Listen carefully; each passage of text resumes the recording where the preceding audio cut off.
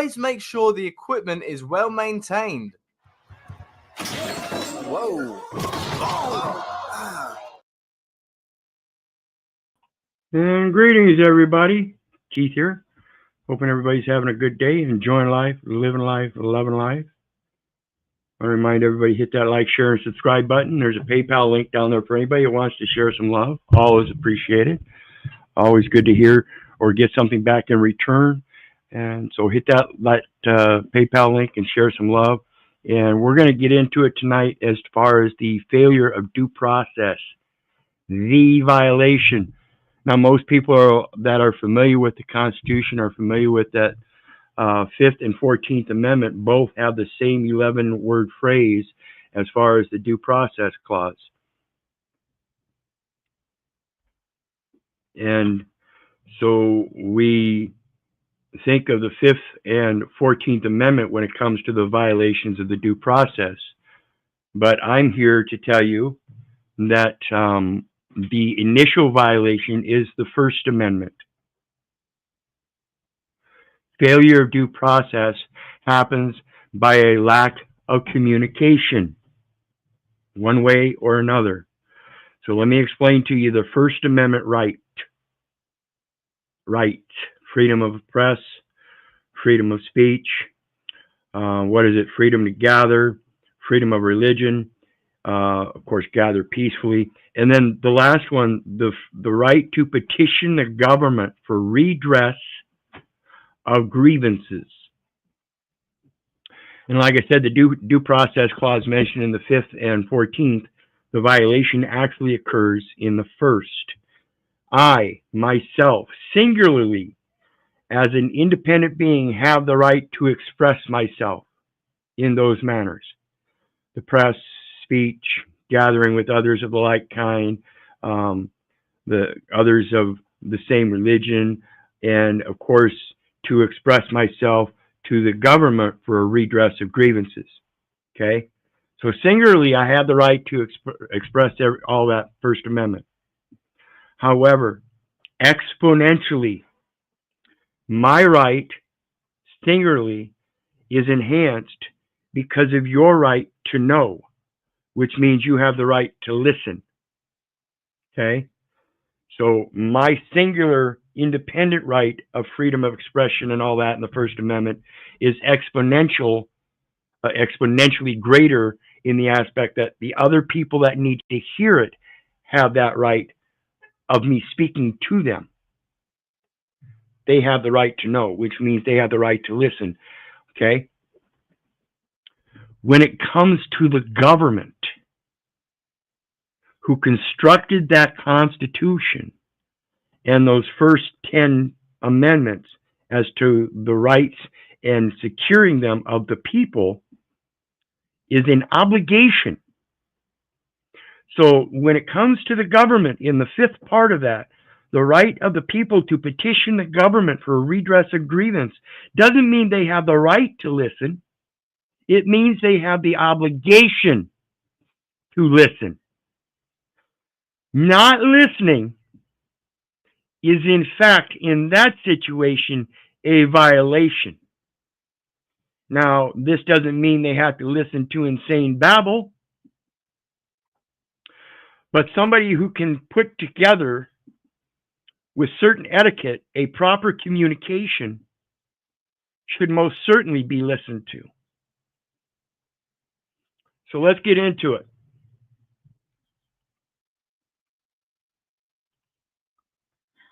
And we're going to start out with scriptures. Because that First Amendment, like I said, myself independently, other people themselves as a group, or the government as a body of elected people to serve the group of people. Those are three different types of identification. And in logic, you have the first law of logic, which is identity. In the scripture, it tells us about identity in Exodus 3, verses 13 through 15. So let's take a look. And Moses, and this is when Moses was bringing down the 10 Commandments to the people. And before he was to take those 10 Commandments to the people, he was speaking to, quote, God, unquote.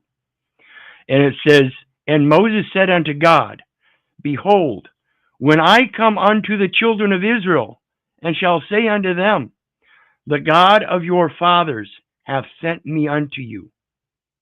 And they shall say to me, what is his name? What shall I say unto them? And God said unto Moses, I am that I am. And he said, thus shalt thou say unto the children of Israel, I am, I am hath sent me unto you.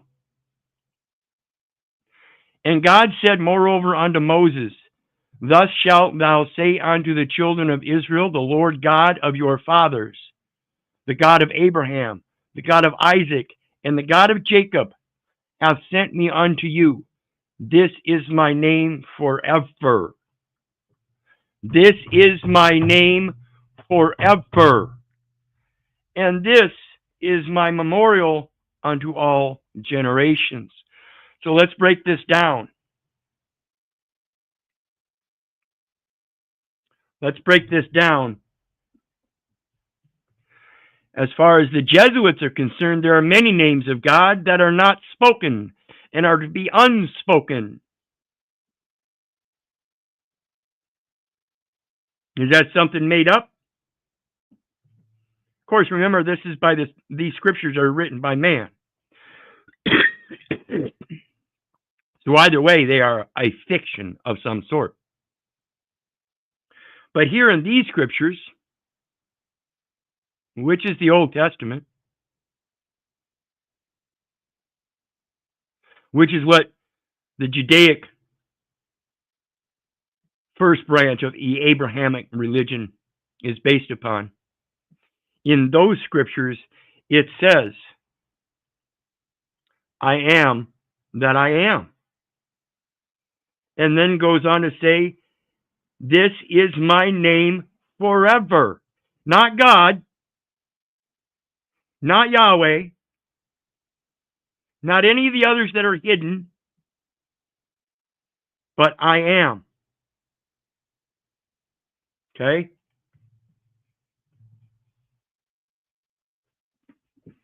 So we have God, which is a noun. And then we have I am, which is a verb phrase. Two words, a noun, and am, which is a verb, making it a two-word verb phrase. And as I've explained to many people, my concept of God in a noun phrase, the source of life. So the verb phrase, I am, which we know as a noun, God, I believe to be correctly expressed as a noun phrase, the source of life. Now we've got that out of the way. As to identification. Okay? So when we're talking about this First Amendment, it's actually about an identification, who you're speaking to, what gives you that power to speak, and the thing that you're just a pass-through. See, it's not me. It's everybody else that's trying to identify me through nouns and other things. Living soul, an adjective. Genesis 2:7, God formed man of the dust of the ground, and when he breathed the breath of life into his nostrils, man as a noun became a living soul, which is an adjective. So, the identification comes down to communication and knowing how to express yourself, not reiterating how everybody else expresses you. So let's take a look at the first part. that we're talking about tonight, due process. And the link is down there for anybody that wants to join the panel. So feel free to join the panel if you'd like. And this is LII-WEX.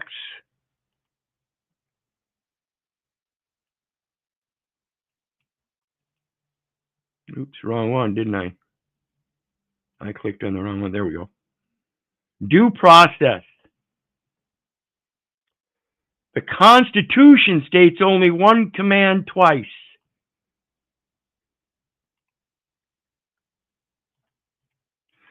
The Fifth Amendment says to the federal government.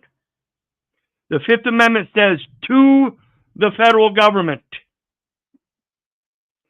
that no one shall be deprived of life, liberty, or property without due process of law.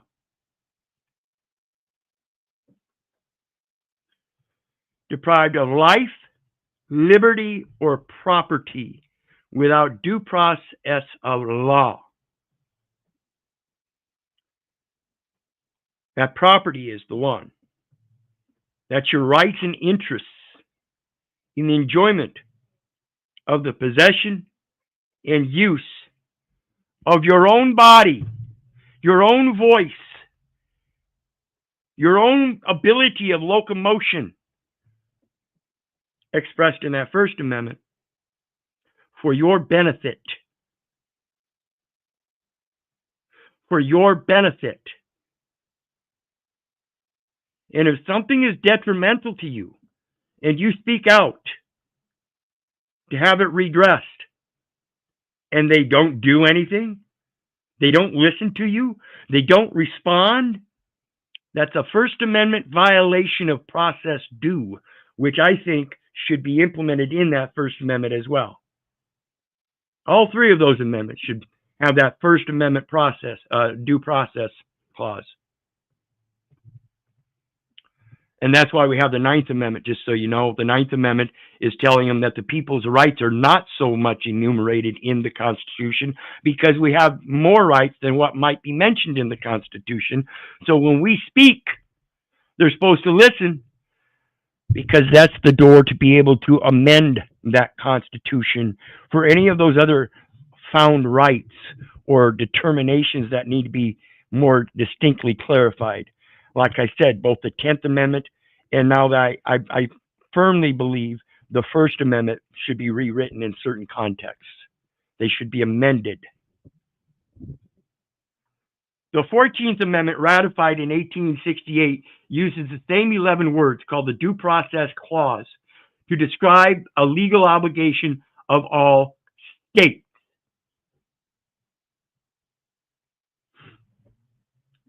Of all states. These words have their central promise as an assurance. You guys recognize that? As assurance, as surety. Not insurety as in insurance, but as surety. That all levels of American government must operate within the law. That all levels of American government must operate within the law, legality, and provide fair procedures. So anytime some cocksucker down at the county courthouse named the prosecutor, the county prosecutor says, oh, we don't have anything to do with federal law. The fuck you don't. Excuse my language, and I don't have to be nice in being diplomatic.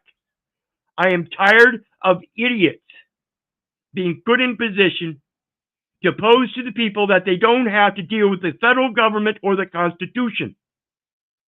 That somehow they're special on a state level. Because somehow that's where the states maintain their sovereignty. Most of this article concerns that promise. We should briefly note, however, three other uses that these words have had in American constitutional law. The Fifth Amendment's reference to due process. Reference to due process is only one of many promises to protection the Bill of Rights gives citizens against the federal government. Originally, these promises had no application at all against the states. The Bill of Rights was interpreted to only apply against the federal government. Given the debate surrounding its enactment and the language used elsewhere in the Constitution to limit state power, that's the 10th Amendment that I was just talking about that needs to be amended. Not only does the state and federal government need to understand where those powers are delegated, but so do you people. See, it's the people that delegate that power through the First Amendment. And if they don't listen, we have the Second Amendment to throw off such despotic government. Originally, these promises had no application at all against the state. The Bill of Rights was interpreted to have no application at all against the state. The Bill of Rights was interpreted to only apply against the federal government, given the debate surrounding its enactment and the language used. The language used. The rights and interest in the possession and use of a thing for my benefit, such as the language. See Barron versus City of Baltimore, 1833. However, this changed after the enactment of the 14th Amendment and a string of Supreme Court cases that began applying the same limitations on the states as the Bill of Rights.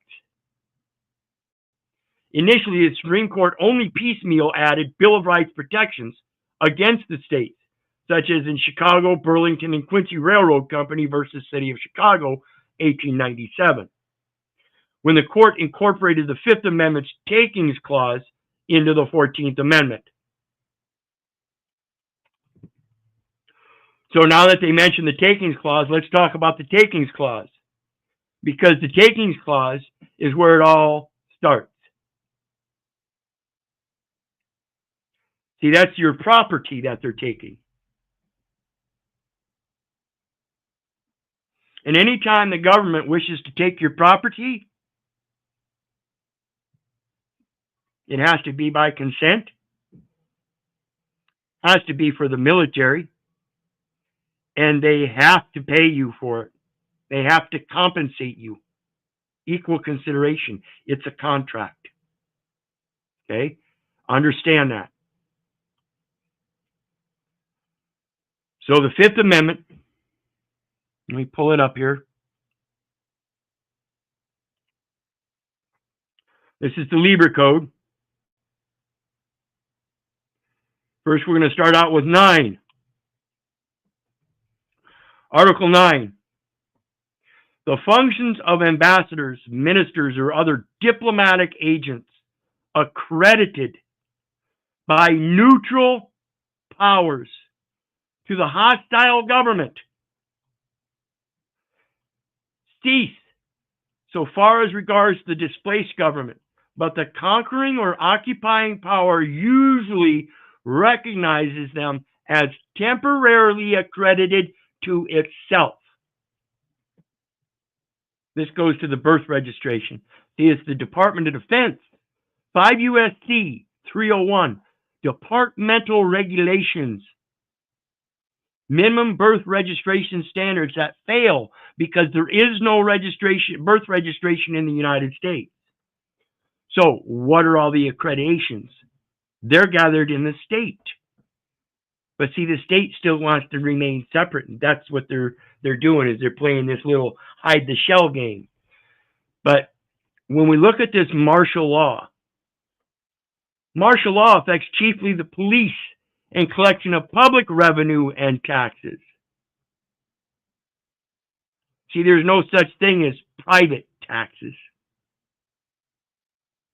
Whether imposed by the expelled government or by the invader, and refers mainly to the support and efficiency of the Army, its safety, and the safety of its operations.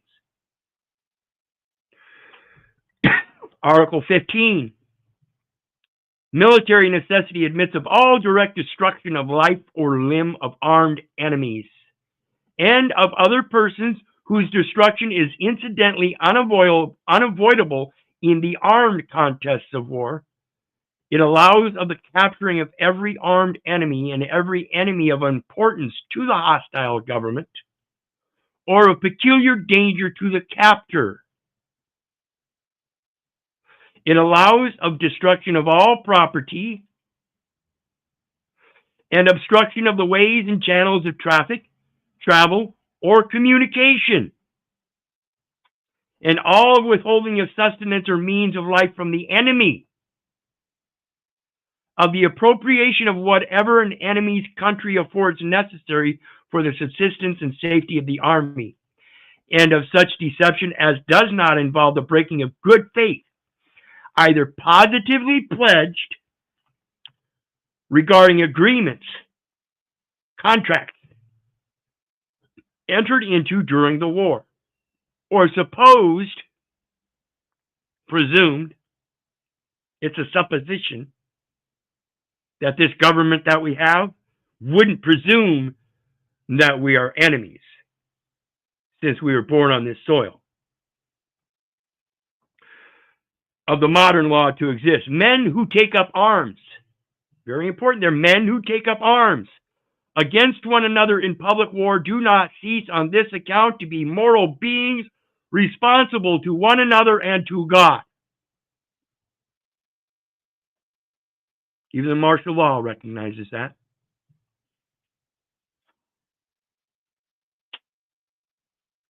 Article 38. Private property, unless forfeited by crimes or by offenses of the owner. Unless by crimes or offenses by the owner. See, that's that Fifth Amendment. But even in that, understand, it still has to be contract. See, that's why that identification, that birth registration and social security number and all that, that's why all that's so important. Because now you're one of them. They got to identify you and say, yeah, okay. No, that's not your identity. Know thyself. Learn who you are and make your own name. It's called a pen name. Samuel Clemens, Mark Twain, and Tom Sawyer. First person, second person, third person. Can be seized only by way of military necessity. So even if they want it as a government, it can only be done by necessity for military need. It's a military necessity, not a money thing, not a business thing. For the support or other benefit of the Army or of the United States. See, this is why the United States is a debtor. Because they already have an obligation when it comes to that Fifth Amendment. Same with the states. And the thing missing is the proper communication. Article 139. As it goes to being able to express yourself, your identification, how you identify, and how you relate to other people in the government. First person, second person, third person.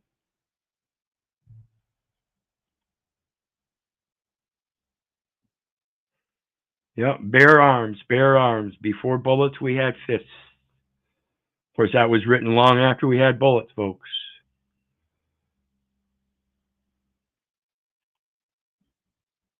But it says here, Article 139, an armistice. This is as an amnesty or a peace treaty, which there already exists in the name of the people, and it is chartered with the UN under the United States of America, and it is known as the Constitution of the United States of America. Remember those protections? That's a treaty with the people.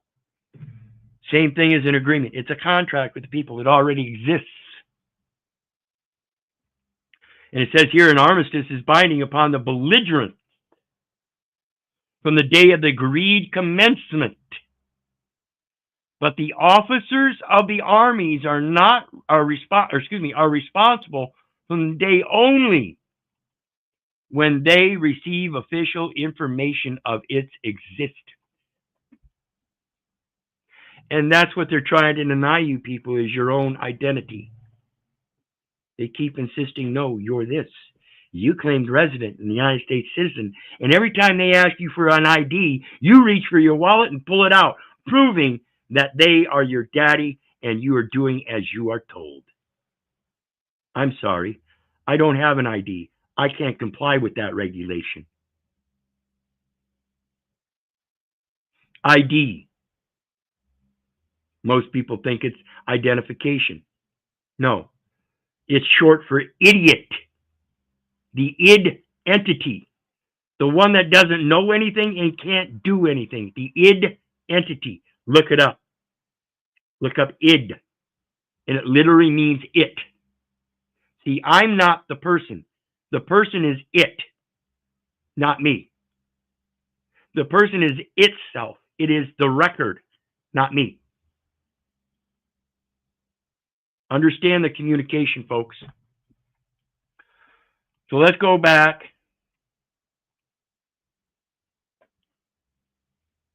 It says the court saw these protections as a function of the due process clause of the 14th Amendment only, not because the 14th Amendment made the Bill of Rights apply against the states.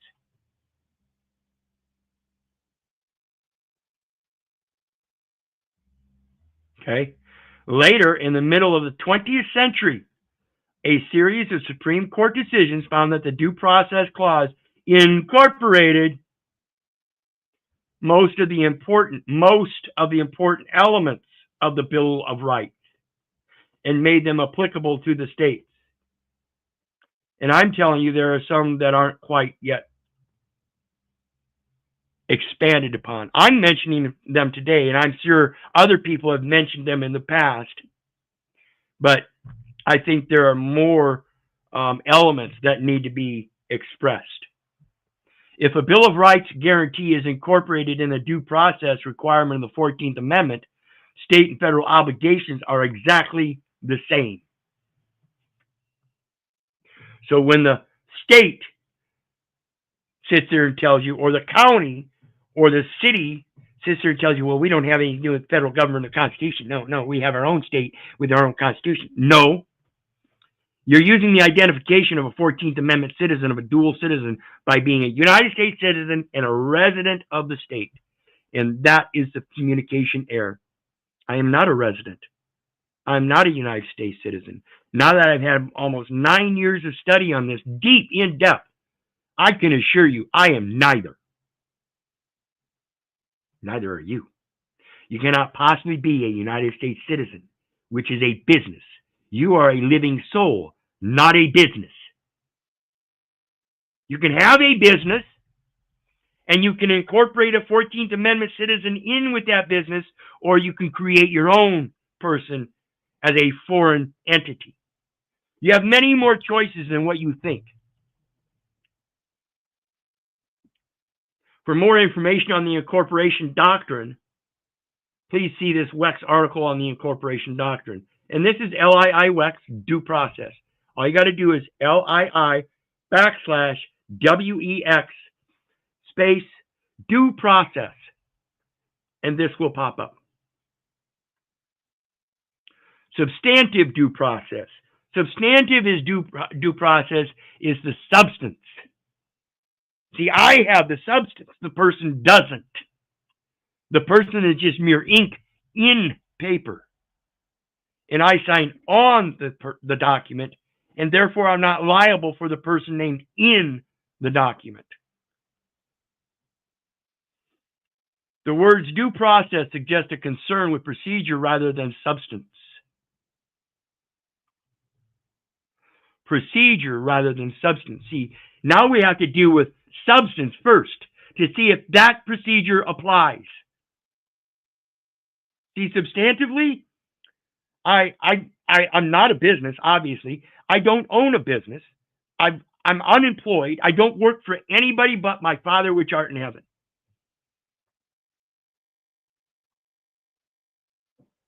So your contractual process is not valid. I don't have a contract with you. You must first have a contract with me to apply those contractual procedures. If you, in fact, don't have a contract with me first, then it is a substantive due process violation, not a mere literal due process violation because of paperwork. And that is how many, such as Justice Clarence Thomas, who wrote the 14th Amendment process clause, or due process clause, is not a secret repository of substantive guarantees against unfairness. Understand the due process clause.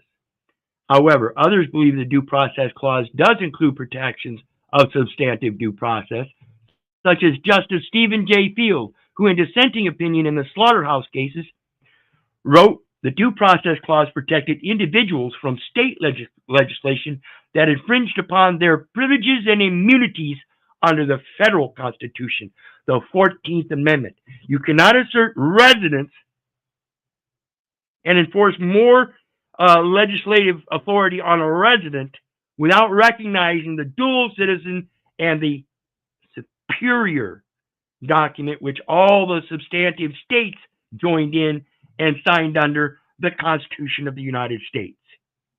That is an indispensable party. We'll see that here soon. That's in their rules of civil procedure. Okay, let's see here. Substantive due process has been interpreted to include things such as the right to work, an ordinary kind of job, marry, and to raise one's children as a parent. In Lackner versus New York, 1905, the Supreme Court found unconstitutional a New York law regulating the work hours of bakers, ruling that the public benefit of law was not enough to justify the substantive due process right of the bakers to work under their own terms. Under their own terms. See, and that's it, folks. When you sign up, what am I doing here? I haven't been screen sharing. My apologies, folks. So, when it comes to that contract, that's how powerful that contract is. The federal government can't sway you or your employer either way if you have a private contract. This is why I don't pay taxes. Haven't paid taxes in 20 years. I showed them that the agreement to pay taxes is between the employer and the employee, not the IRS. And if there's no actual agreement between me and the IRS, you can't use an agreement between my employer underhandedly saying that I have to. I don't wish to contract in that manner because I am not an official or a contracting agent of an official in that matter. If I go down to McDonald's, I'm not contracting with a public official. That company might have a contract with the public officials, but that doesn't mean I then have to contract with those public officials too. The application is to work for him, not the public official.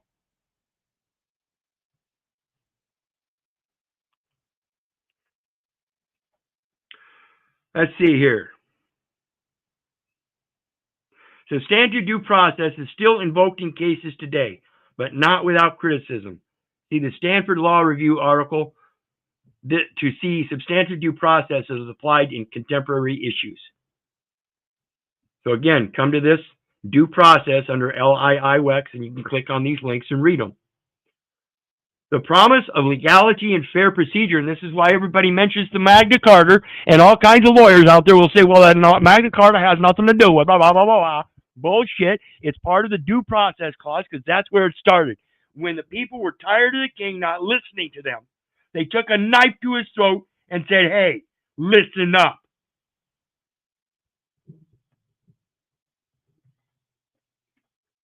That's why we have the Second Amendment, like I said earlier.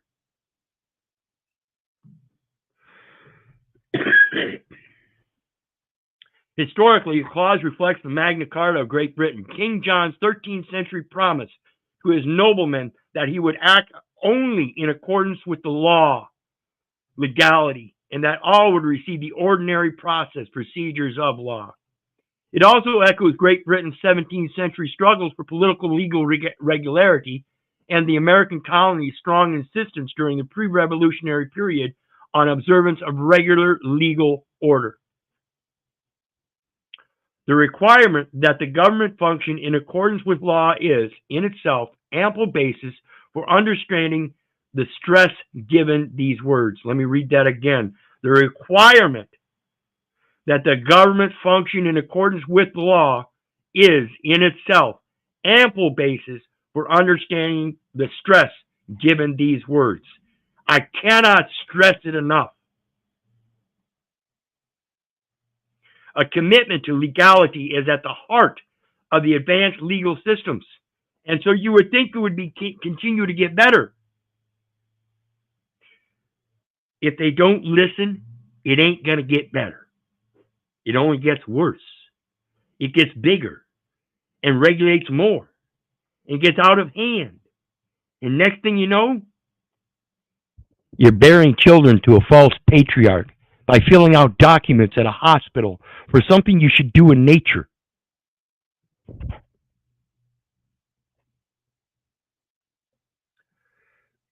A commitment to legality is part of the advanced legal systems, and the Due Process Clause is often thought to embody that commitment. This is why I say I think we should implement that Due Process Clause somewhere in that First Amendment to let them know the first step in due process is the identification. Congress shall make no law respecting the establishment of a religion. If they can't make any law respecting the establishment of a religion, then what makes you think that they can make a law respecting the establishment of me as a living soul? They can't.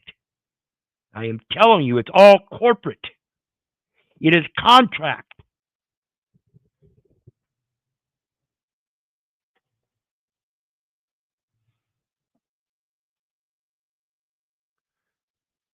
The clause also promises that before depriving a citizen of life, liberty, or property, the government must follow fair procedures. Greetings, Russ. How you doing tonight, brother?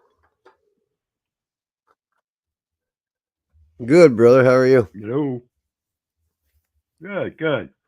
Glad to see you come up. We're talking about this First Amendment, Am I lagging? Fifth Amendment, 14th. A little bit. We're talking about that due Go out and I'll process come clause. back. All right. We don't understand forms. They're traps to keep you a debtor or beggar. In the code, they have one. Let me see if I can pull it up. It's called Certain Deceptive Forms. 18 U.S.C. Certain, I believe it's 18. Oh, 15. I'm sorry. That's 15 U.S.C. 1692. Furnishing certain deceptive forms. So anytime they ask you for an address and they've deceived you into giving a national address format as if though you are a contracting agent or a federal official, state official, or municipal official, or a contracting agent thereof, that would be a certain deceptive form because you have already been deceived. Telling you.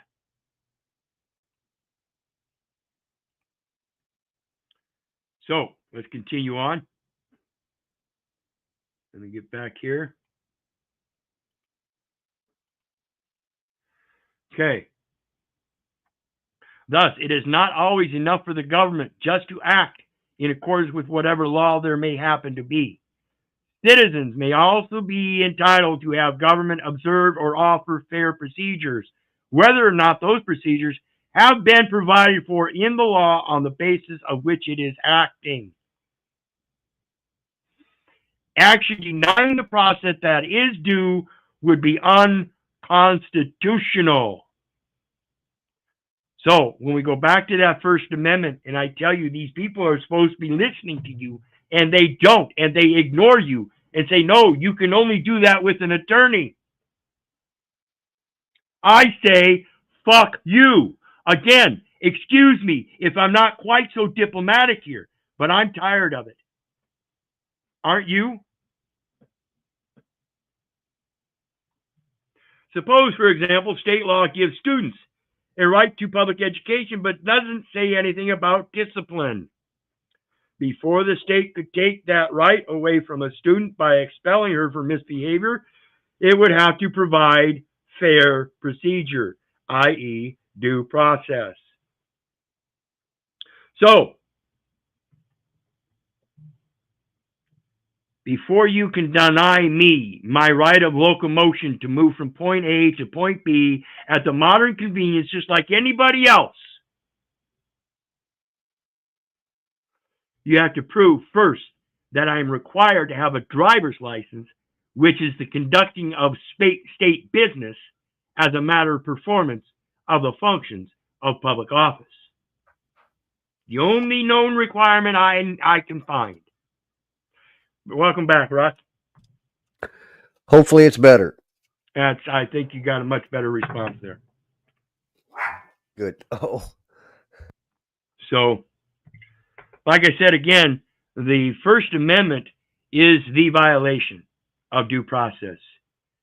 But understand, folks, once again, I'm not necessarily putting it on the government.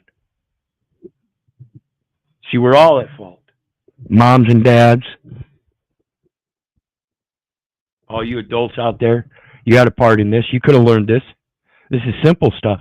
It's really simple to understand that if they say that a United States business means a United States citizen, and it's also simple to say then that a United States citizen is a United States business.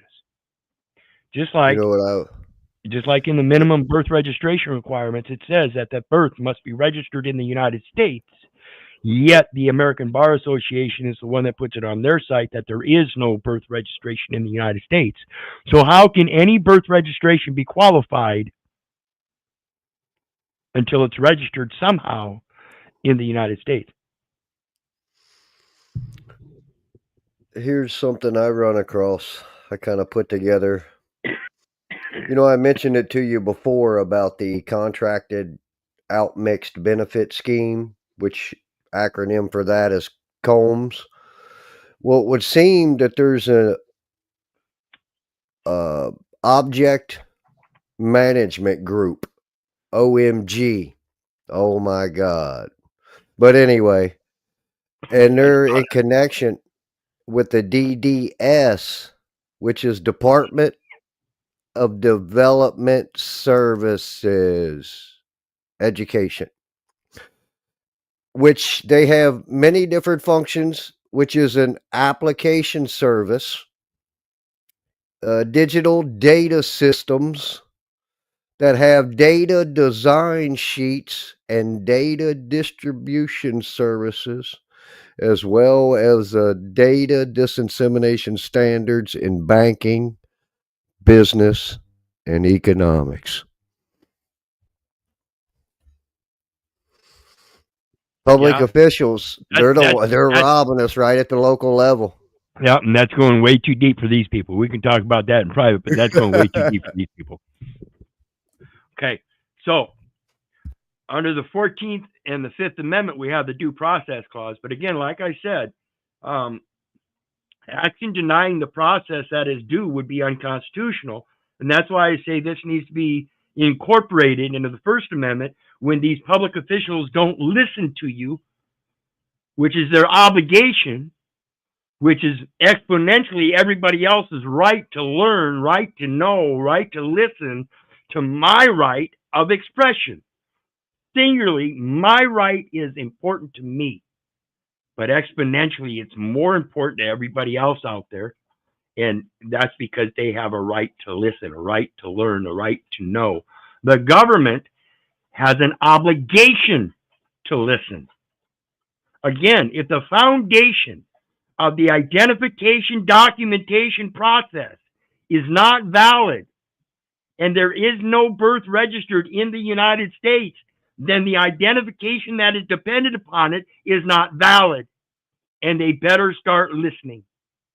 That's why when I go to city council, I let them know I'm not going to give you my name. I'm not going to be admitting that I'm a resident and I live here.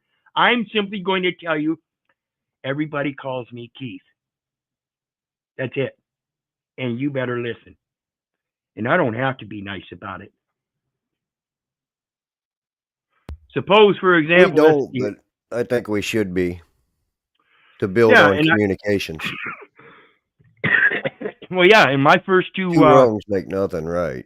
appearances at City Hall, where I actually did a video, you can see I'm not really polite with them. I'm kind in how I say it, but the way I say it, the words I use, I let them know I'm done. You will listen to the people. That is your obligation. You will not just ignore me anymore. And that's how it is. And so as we go on through this stuff, you're going to see what I'm putting together and why I continue to speak with the mayor and do all the things that I'm doing to make sure that they hear this. This is a doorway to everybody else. All these gurus posing these processes, getting you involved in these contracts and trusts and everything. No, you have to get back to the foundation, and that's the identity. The first law of logic is identity. The first thing in the scriptures is about identity. That's the most important thing. How can we know whether process is due? What counts as a deprivation of life, liberty, or property? When it is due? And what procedures have to be followed?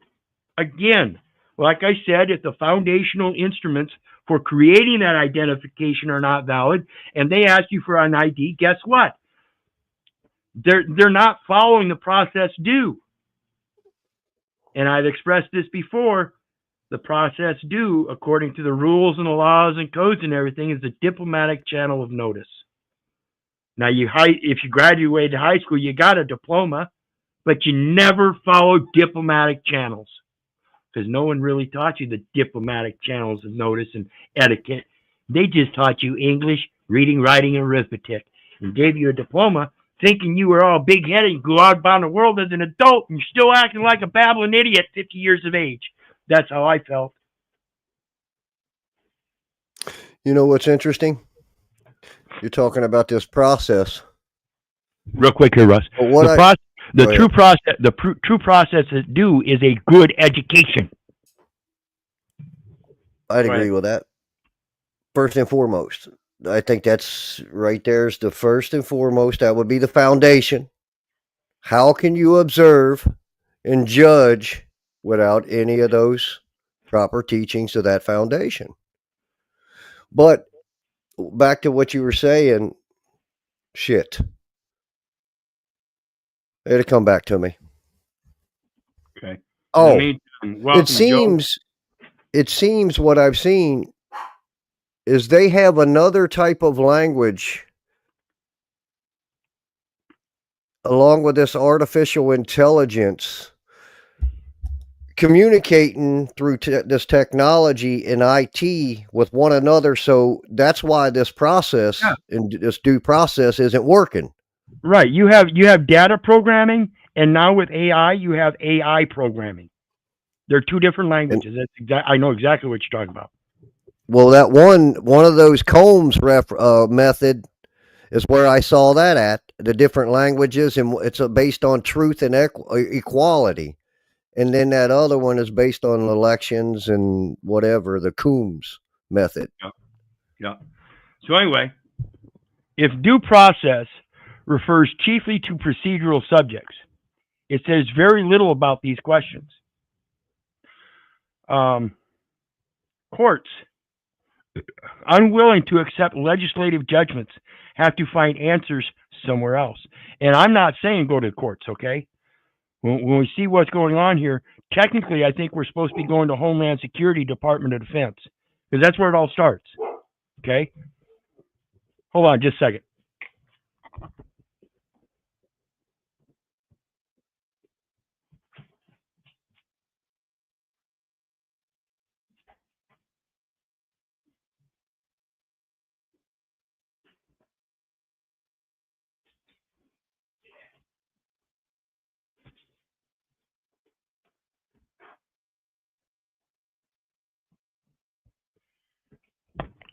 Okay, I'm back. My apologies, folks. Well, see, that's why I was saying in that OMG, it's object management group, and an object is a tangible thing, Right. something perceived with or presented to. Yeah, and that object is your identification. I get so. Through that application process of that data design sheets. Through that application process. Right. Certain deceptive forms wherein you have to admit, even after you've been deceived, you admit that you're a resident United States citizen. And that's a false identification. So it looks like they're doing that through the ADA and all of that stuff, but through the Department of Developmental Services. Bar Association. I'll show you later. Well, yeah, I mean, I agree. I agree. Okay. Ultimately. The Supreme Court struggles over how to find these answers echo its interpretational controversies over the year and reflect the changes in the general nature of the relationship between citizens and the government. General nature. This is where your substantive rights come in, because the nature of your relationship between between yourself and the government is the citizenship. And as long as you keep admitting you're a citizen of that government, that's a corporate entity. And as long as you keep carrying some kind of ID, public ID, instead of private credentials, private credence, the credit, the accreditation that they already give you. You graduated high school, you got diploma, you got a certain number of credits. Isn't that what they call them in school? How many credits you going to graduate with? Yeah, they're called credits for a reason. You are credited with a certain knowledge to be able to go out forth the world with an etiquette in your grammar, but they didn't teach you proper etiquette according to diplomatic levels. The bottom of the tier, they taught you as a peon. In the 19th century was relatively simple and its actions relatively limited. Most of the time, it sought to deprive its citizens of life, liberty, or property. It did so through criminal law, for which the Bill of Rights explicitly stated quite a few procedures that had to be followed, like the right to a jury trial, rights that were well understood by lawyers and courts operating in long traditions of English common law. And this is why I say we suffer so much today, because it's the lawyers and the courts that still know this, but the people don't.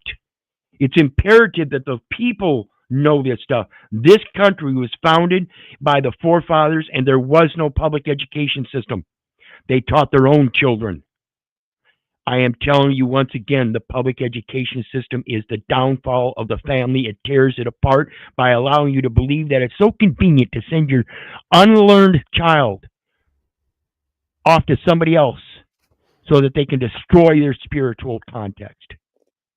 Remember this, instead of learning how to expand upon your talents and have a good thought process, the true process that's due, and taught you to just remember all of this stuff. You don't need to think about it. You don't need a thought process. It comes natural. Yep. Occasionally, it might act in other ways, for example, in assessing taxes. In Bimetallic Investment Company versus State Board of Equalization, 1915, the Supreme Court held that only politics, the citizens' power, immediate or remote, over those who make the rule.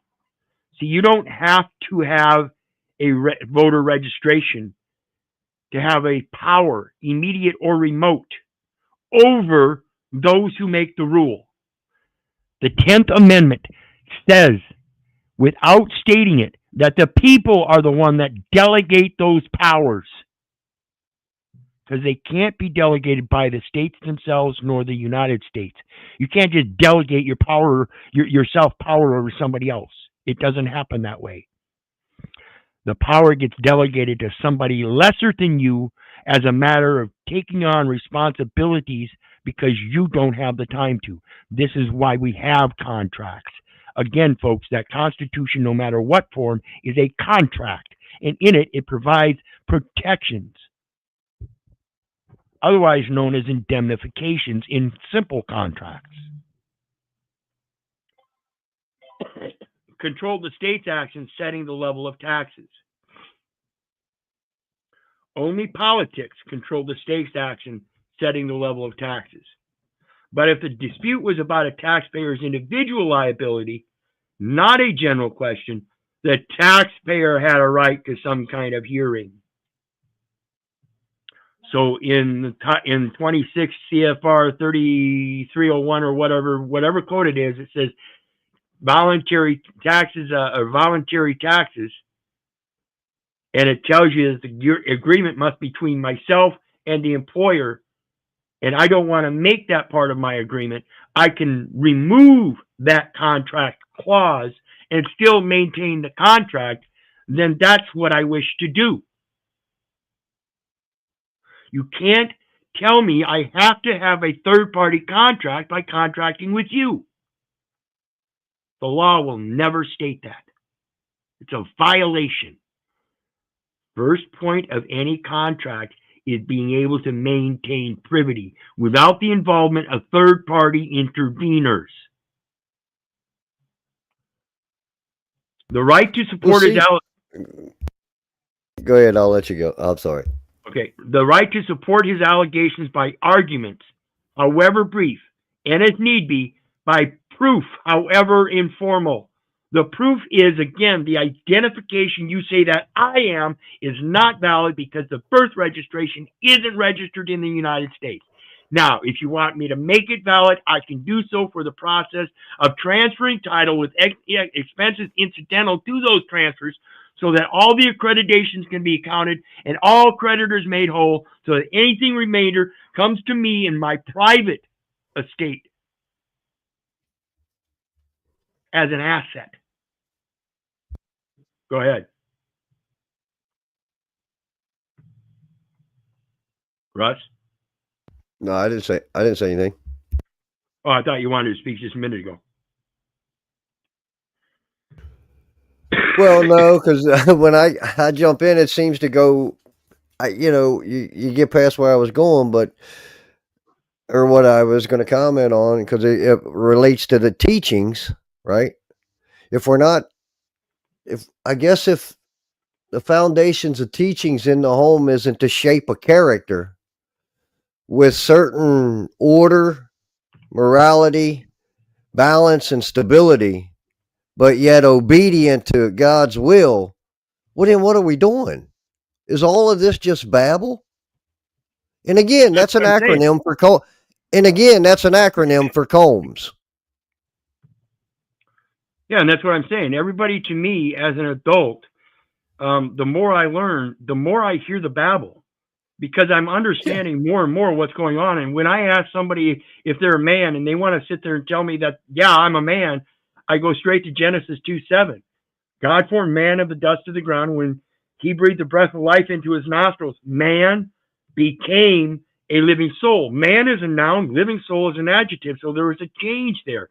And if you keep admitting you're a noun, you're one of the ones that's got an ID in your pocket saying, I'm the person, I'm the business. No, you're not. You can't be. It's an impossibility. That's the babble, the false identity. Now, when you were saying balance those books and put it back to the credits on the account, well, that's easy. Where's your character? Show the order, your morality, and how you got your finances through balance and stability. Yep. It's easy. Your word is your bond. That's Absolutely. your checkbook. Absolutely. That's your checkbook. Yeah. So it finishes up. This left the state a lot of room to say what procedures it would provide, but did not permit it to deny them altogether. Okay? This left the state a lot of room to say what procedures it would provide, but did not permit it to deny them altogether. In other words, when there is no process available and a guy like me comes along, they have to help provide a process. Okay? Understand that. This state, or this left the state a lot of room to say what procedures it would provide, but did not permit it to deny them altogether. In other words, if there is an impossibility and I cannot comply with the law, equity imputes an intent to fulfill an obligation, which allows me to draw up a new contract according to my terms and my identification, not somebody else's. That's But the see, how do we move forward as a whole as a country, or anything? It's not. With that way. It's not gonna happen until people understand the identity thing. Well, I agree, but Everyone that's born in that hospital and mom and dad fill out a birth certificate and they don't qualify it by registering it into the United States on the Federal Register as an estate for such and such and making that a memorial, like Exodus 3:13 through 15 says, a memorial from this time forever.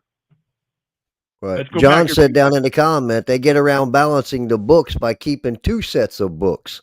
I think the books that need balanced is the individual's books. Right. We have to do the balancing.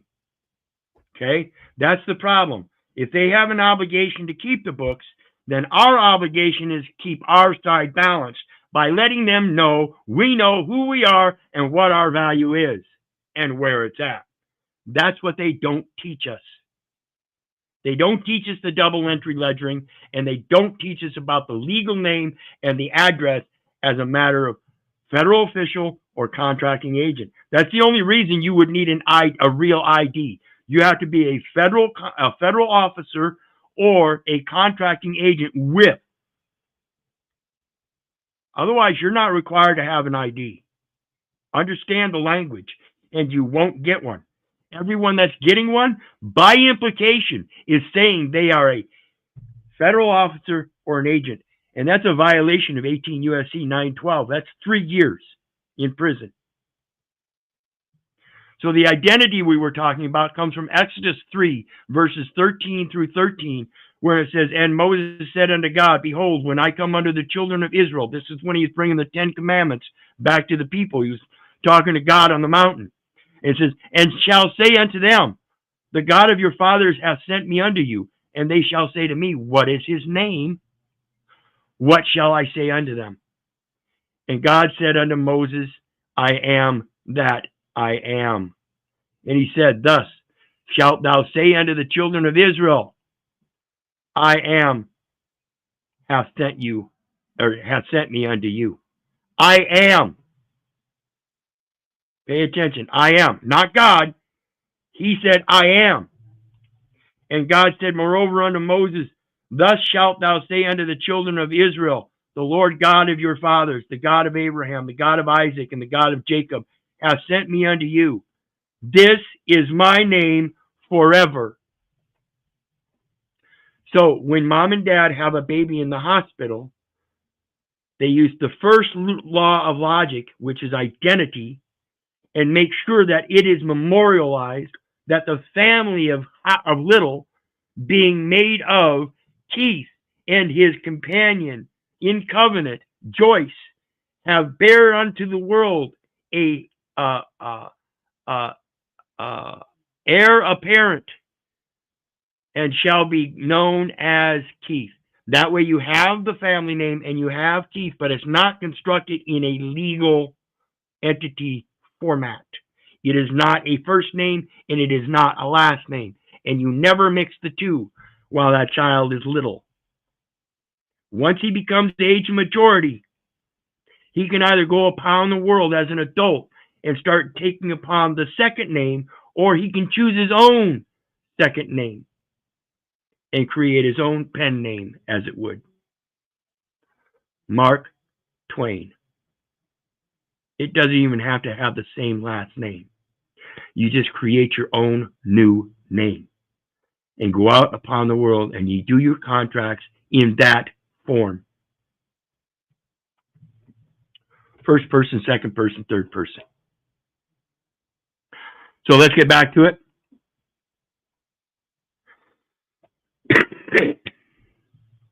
Now this has got a lot on here, So I'm going to let this one go for now. Like I said, you guys can look this up. This is LIIWEX.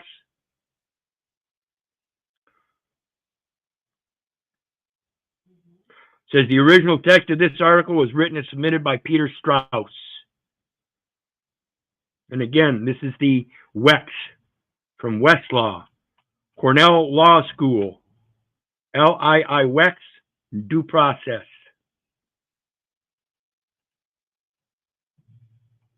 I'm going to drop this in the chat for everybody.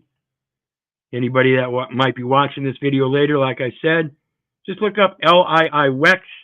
Make sure you put a backslash in between LII and WEX, and then due process, and it'll pop up. And there's the link for the folks in the chat. And now we're going to go to Federal Rules of Civil Procedure, summons. So when they speak to you and they want to use that First Amendment right to express themselves and think that you have to listen, no. See, that's where they're wrong. Again, like I said, I have the right to express myself. You people have the right to learn. Means you have the right to know. You have the right to listen, but you don't have to if you don't want to. Okay? So on that note, I appreciate everybody listening. Please hit the like, share, and subscribe button. There's a PayPal link down there for anybody who wants to share some love. And of course, if you want to join the stream, there's a StreamYard link down there for anybody who wants to join the panel. Let me drop that again just to make sure I haven't gone over and pinned it yet. And if you're on Facebook, it is the first comment in the Facebook video. Just go up to the first comment, and the StreamYard link is there for anybody from Facebook that wants to join. So when we look at rule number 4, summons, Federal Rule of Civil Procedure, Rule 4, summons. Well, let's look at Rule 2 first, because I want to show you something here first. Rule 2 is one form of action. There is one form of action, the civil action. So what is all the crimes? See, these are Article 1 courts. They're not Article 3 courts. These are corporate courts. That's why I said everything is contract. Technically, to go after a man for a true crime, murder, theft, rape, robbery, burglary, even perjury, which would be bearing false witness, which would be one of the 10 commandments. To go after somebody for something like that, that would be common law, Article 3 courts, brought upon by a member of or jury of your peers, which are other living souls, not other corporate entities. So, back to Rule 4. And what we're going to do is summons. We're going to go down here.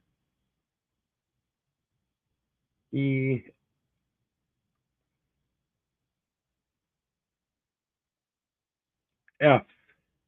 First one we're going to read is F. Serving an individual in a foreign country. Why would you say a foreign country? Because again, like I said, each of those states has their own constitution. They are in fact, their own countries. And we are foreign to the United States, being born in one of those supposed states. It is actually the Republic of Iowa, and the corporate entity, state of Iowa, is keeping a record. Okay?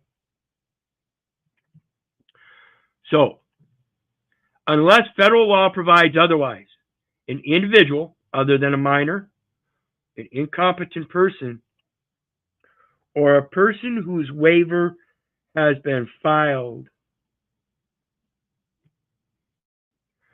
So in other words, serving an individual in a foreign country, unless federal law provides otherwise, an individual may be served at a place not within any judicial district of the United States,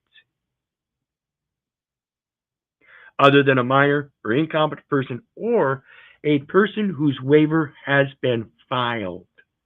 What kind of waiver are we talking about here? The personal jurisdiction waiver. The one you get from the state secretary, the Secretary of State, in birth registration form.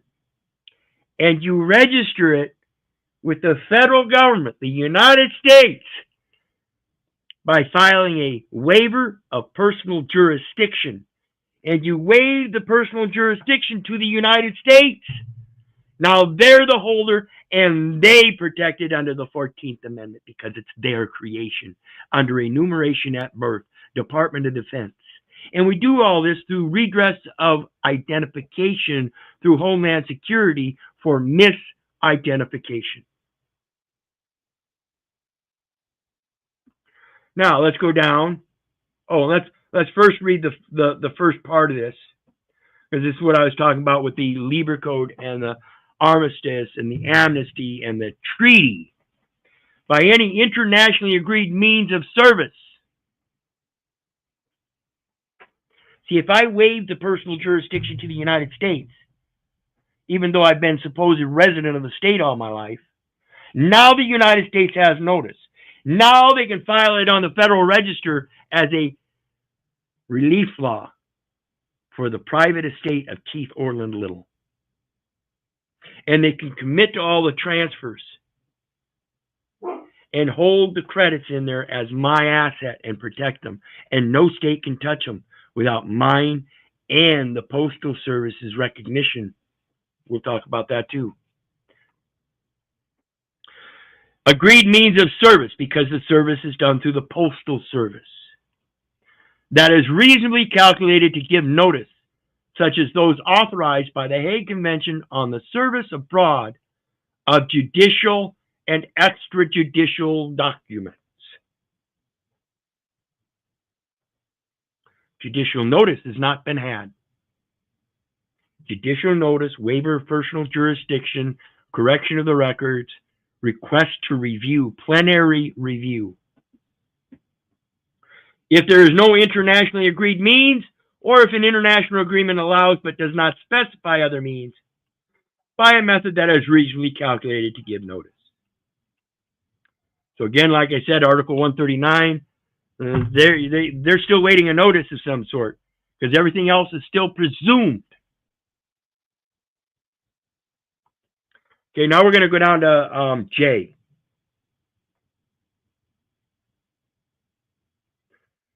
Serving a foreign state or local government.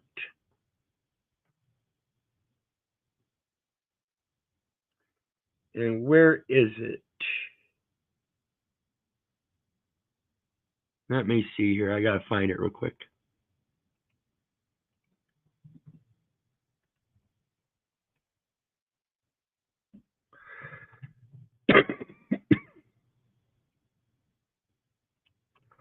Oh, I missed it way up here.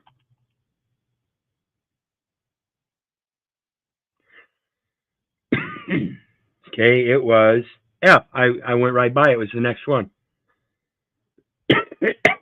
I guess I went too far. As prescribed by the foreign country's law for service in that country, in an action in its courts of general jurisdiction, as the foreign authority directs, as the foreign authority directs, in response to a letter rogatory or letter of request. Okay? That's talking about the service. Serving a foreign state or local government. So it's a notice, it's a request. You got to send them a letter rogatory or a letter request. You have to communicate with them. If you don't communicate with them in the proper way, guess what? They ain't going to know nothing about it. So when you're communicating with these administrative courts under contract, you're not communicating with the proper government. That's the United States you're communicating with. The federal government, again, means all entities of the government of the United States, including the United States Postal Service and the Postal Regulatory Commission. Now, since the including is there, it means nothing but the United States Postal Service and the Postal Regulatory Commission. See, those are the people we're supposed to be communicating with. They're the ones that are already registered agent for process of service. That's the process due. Are they not the world communicators? The preamble of the Constitution of the United States Post of the Constitution of the Universal Postal Union, right in the preamble says they're the communicators of the world. They're the ones that communicate the people in the countries. Foreign state or foreign. Go ahead. You had the bar rats at the local level. That's where the communications are all coming from on the information. And that's what I'm telling you. I'm dealing with mate. That's who I'm communicating with right now. And I'm letting him know what I think about that First Amendment and his obligation to fucking listen to me. And again, excuse me for my vulgarity there, because when it comes to the mayor here locally, I respect him deeply. He's been a great man so far. I don't need to speak to him like that. But I need the message to get out there to let people understand I am not playing games with nobody.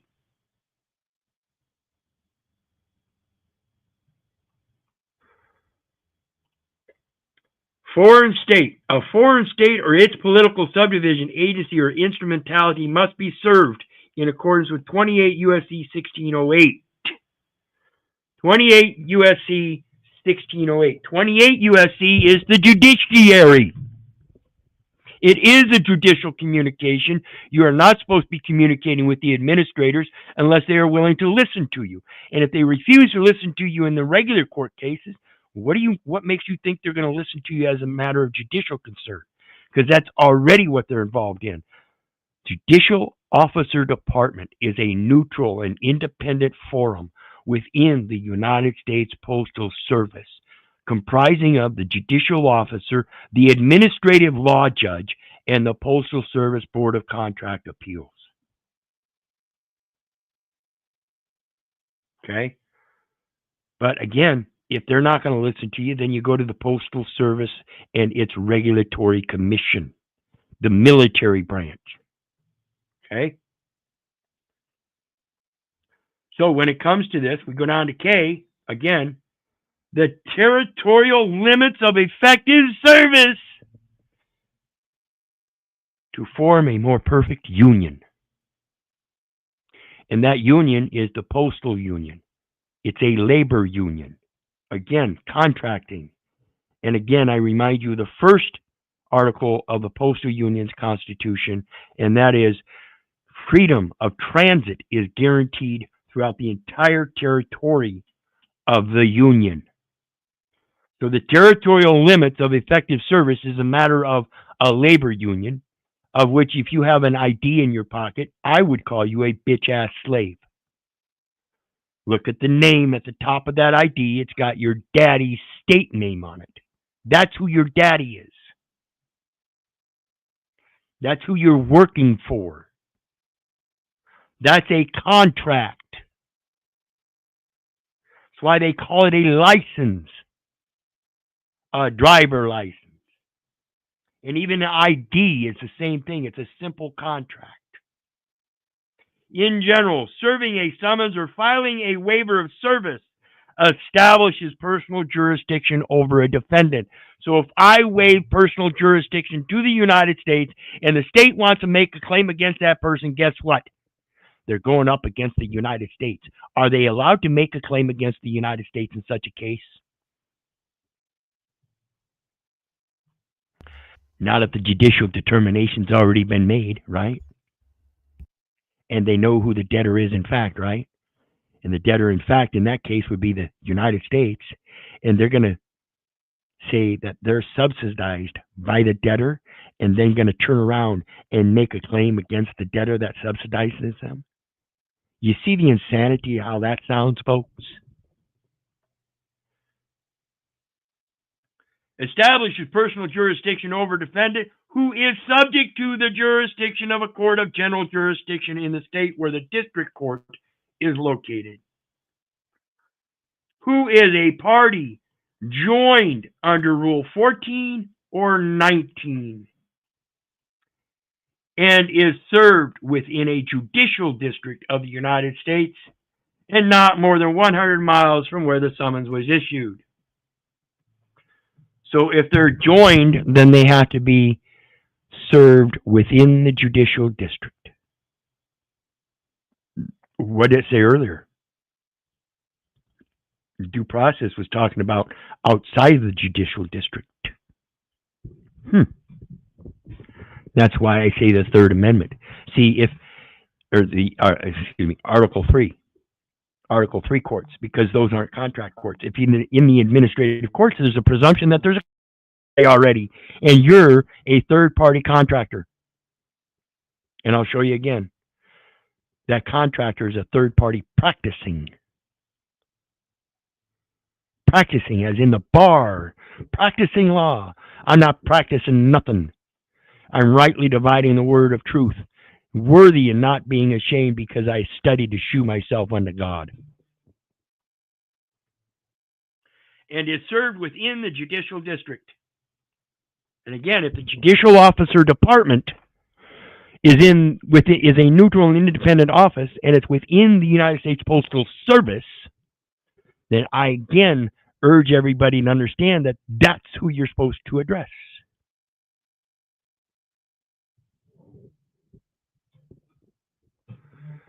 Remember, those postal offices are inland marine installations.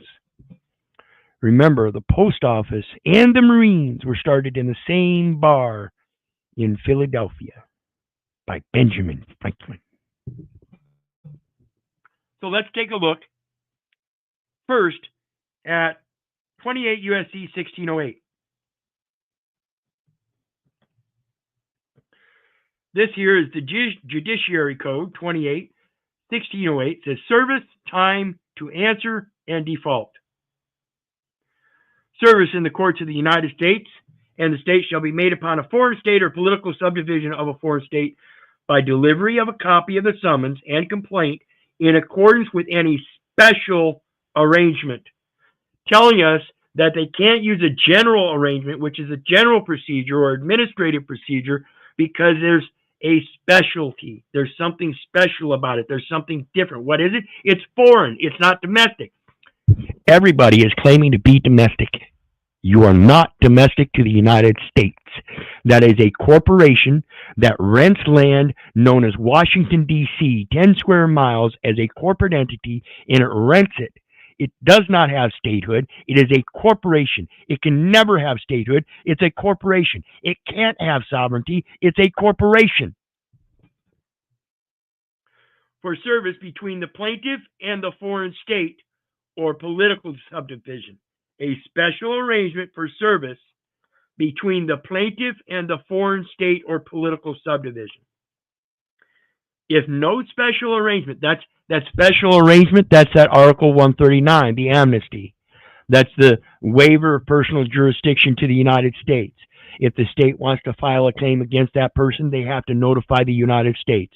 The United States would notify me then and say, hey, somebody's making a claim against this estate. I wonder if that special arrangement is special education through the ADA. No, the special arrangement are they funding it? No. The special arrangement is the letter of request that you've got to draw up yourself to make note of all this stuff so that they will pay attention. Process? No, this has nothing to do with any of their process. Just you've got to learn how to develop your own communication. You have to quit accepting their applications and submitting to their lies. You have to rewrite the whole story. Let them know none of it's true. That was a mistake. I didn't mean to do that. Had I known what I was doing, I wouldn't derogated the records. I'm an honest man. I repent. I cannot enter false data elements ever again. I have to make a special arrangement because you have no remedy for me. You have no procedure that's due for me. Your procedures are all domestic. I am foreign. Therefore, the only procedure available to me is a diplomatic channel of notice. That's the only thing I see in your code, and I'm going to show you guys that here in a minute. If no special arrangement exists by delivery of a copy of the summons and complaint in accordance with an applicable international convention on service of judicial documents. Now we're talking about judicial documents, and there's no mention of extrajudicial. Remember that. If service cannot be made under paragraph 1 or 2 by sending a copy of the summons and complaint and a notice of suit together with a translation of each into the official language of the foreign state, This is what they would have a problem with. Because I'm just a common man not learned in legalese, so you cannot use any legalese formats. It must be done in plain writing, concise English, and they cannot do it. They have to use that legal name. I'm sorry. Concise English says my name is Keith, stop, little, stop. Or if I wanted to do it, I'd go Keith Orland, stop, little, stop. See, they can't fall to the proper grammar. They have to use their legalese, which is a different grammar. By any form of mail. Again, this is all postal service stuff, folks. Don't you understand? I would never walk in front of that judge again. Everything through the mail. Requiring a signed receipt to be addressed and dispatched by the clerk of the court to the head of the Ministry of Foreign Affairs of the foreign state concerned. Or, if service cannot be made within 30 days, under paragraph 3, by sending 2 copies of the summons and complaint and notice of suit together with a translation of each, by any form of mail requiring a signed receipt to be addressed and dispatched by the clerk of court to the Secretary of State in Washington District of Columbia. To attention of the Director of Special Consular Services. So again, if I don't want them contacting me because I am not the proper party, I am not the receiver, then why don't I hand it over to the United States, State of Washington, or Secretary of State in Washington District of Columbia, to the attention of the Director of Special Consular Services? Isn't that how I want to establish diplomatic channels of notice? Through the proper diplomatic channels, and the Secretary shall transmit 1 copy of papers through diplomatic channels to the foreign state. I got a diploma, and I demand diplomatic channels because I am a diplomat. The accreditations prove it. I just need to prove it. And the more I prove it to be better than their accreditations, their high school diplomas and their narcissistic views, or they're not wanting to listen to me because they think they know better because they're trained in the legalese. The thing that gets me with a lot of this is it says there, contact the Director of Special Consular Services. It seems that everything that the government offers is a service. But those services are offered by men and women no different than you and I. They seem to be working with some people. Yeah. Well, yeah, but that's what I'm trying to convey to everybody is we all need to start that's the crazy thing.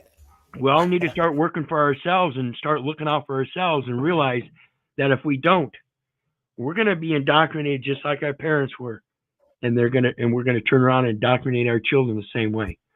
We're not doing this for ourselves, folks. We're doing this to help our children, our younger generations, come out of the indoctrination of the dogmatic schemes put before them for cognitive dissonance. That's sitting on that couch, watching somebody else's dramatic life while shoving down the processed foods and drinking poison drinks, waiting for the sirens and lights to come so you can look out the window and see them dragging off one of your neighbors. How many times are they going to drag off one of your neighbors before you realize you're coming to your door? And while you're watching them carry off your neighbors, what about your children? You don't get to watch them carry off your. They're miles away across town or in another town or another state or something. You don't get word of that until later on. But yet you insist on just going back to your couch. Well, you know what I think it is, man? I think it's one of like that old saying, you can't teach an old dog new tricks, but I believe you can. I just think that's an old saying. But, people go through their whole lives. Some of, I was 48 before it really hit me, the truth of all of this shit. But you imagine going through your whole fucking life, and then all of a sudden you wake up to this some sort of spirit of a higher creation that opens your fucking eyes to all of this shit, and you realize how big of a fool you've been. You ain't really been who you were supposed to be. Well, You were meant who you were shaped and taught to be through lies and manipulations. Well, I used to kick myself in the ass because, guys, I do believe myself to be a rather intelligent man. And when I started reading some of this stuff, I thought to myself, my God, Keith, you're really fucking stupid. But the more I look at this, and the more I read this stuff, and the more I do my research, again, it's just like the English language. The more beautiful it becomes. It's actually a piece of work. And it's not that I'm stupid. It's that somebody else was so fucking smart that they truly did put this together so that if 1 in a million would find out, that would be fine, because even then, nobody would believe him. Anyway. So. Sort of what got Jesus hung on the cross, wasn't it? Yep.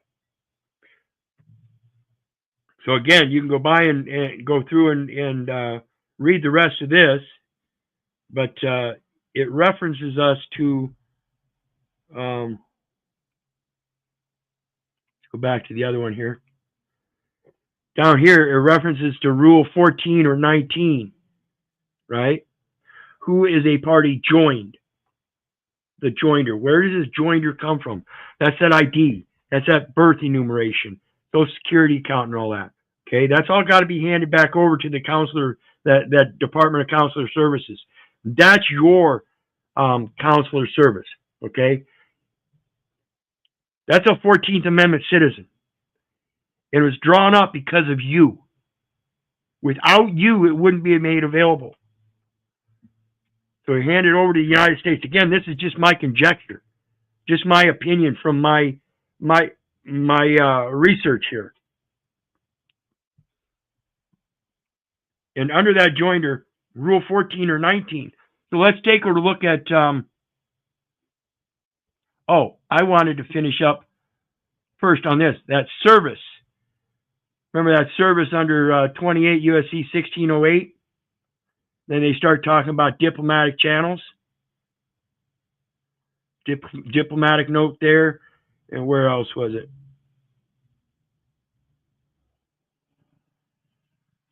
Applicable international convention, which is the diplomatic notice. Diplomatic notice. 22 CFR 93.1, service through the diplomatic channels. And this is foreign relations. Department of State. That's the Secretary of State at the Department of State. Washington, D.C. Bureau of Consular Affairs. Okay, foreign relations. So this is telling me, for the proper service through diplomatic channels of notice, if I am a diplomat, I give notice to them. That's the point of diplomatic notice. Not the courts, not the mayor. I'm establishing a diplomatic channel with the mayor as a foundation because this is where I live locally. I have to live in this community locally without an ID. And until this process is finished, I won't have any kind of credentials of any sort that anybody will want to listen to. Those credentials I have in my wallet, they're not going to claim them as credentials, even though I know they are.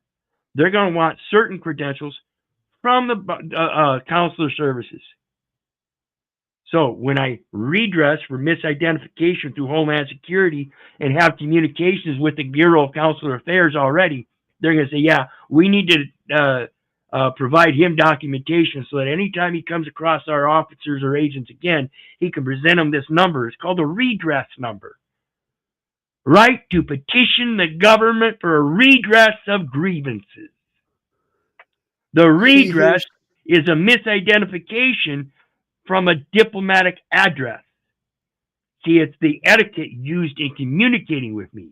You do not address me as Mr. You do not address me as little. You do not address me any other way than which I wish to be identified, and that is Brother Keith. Otherwise, I probably ain't going to listen to a fucking word you got to say. Go ahead. Well, I just think it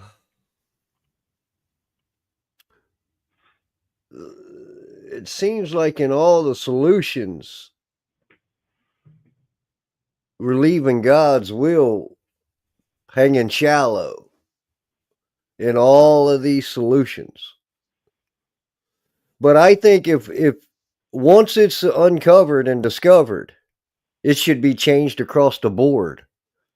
But again, well, yeah, and that's what I'm working on. That's why I say this is one of the most grievous misidentifications, because it is across the board.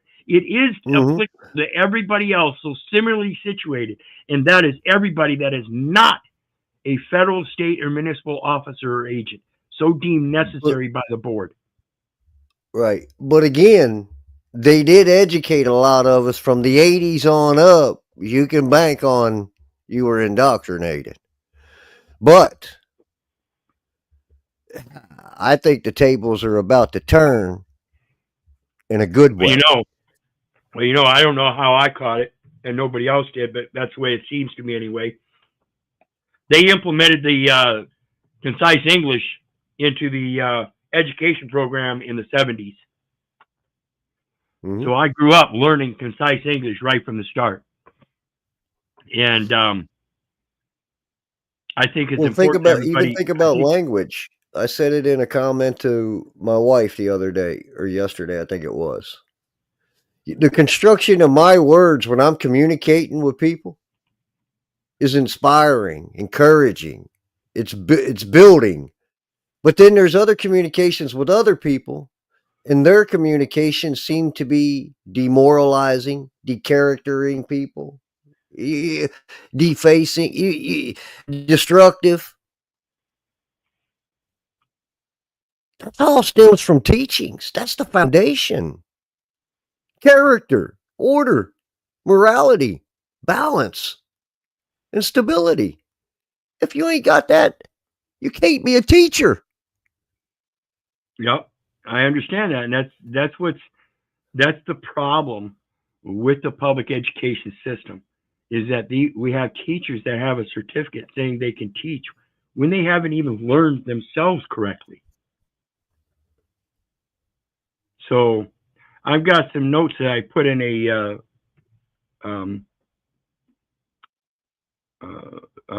Telegram group here, and I wanted to read them real quick before we get on with the rest of this as to Rule 14, party joinder. Again, to the identification, I've got a note that says subordination of perjury as to identification. It's a matter of redress through Homeland Security for misidentification for lack of proper diplomatic address. Just like I said just a minute ago. Now, Derek Gonzalez, he's got a comment: false conveyance of language, false and misleading trade practice, concealment of material facts, intentional misrepresentation of material facts. This goes to the language that we're taught. Like I said, we're taught the legal name grammar style. We're never taught in concise English how to write it properly as a common man. Rather, we're taught to write it as a legal entity and never told or distinguished the difference. That's a misrepresentation of material facts in the education. Same with the address. Like I said, we're never taught about diplomatically addressing each other in the proper grammar. We're taught that the address is merely a location that goes after that name. And again, we're not taught that it's a legal name, and we're not taught that it's a business address, and that we're acting as an agent, practicing. Carl Collicott has the third comment, and these are three comments that can go together, basically saying about the same thing. And Carl Collicott's comment is moral turpitude in a legal context refers to conduct that is inherently base, vile, or depraved, and contrary to accepted rules of morality and duties owed to others or society. So again, like I said with the First Amendment and the government's obligation in listening, the education is an obligation of the government to educate the people so that they can comprehend what's going on. And it's never done. Like I said, we are not taught to seek out our talents and use a thought process to better ourselves. We're taught reading, writing, and arithmetic in a fashion of remember this. You don't need to think for yourself. Just remember this. This is how it goes. And that is inherently degrading ourselves. We do not get to enhance ourselves by learning a good thought process. The real process do.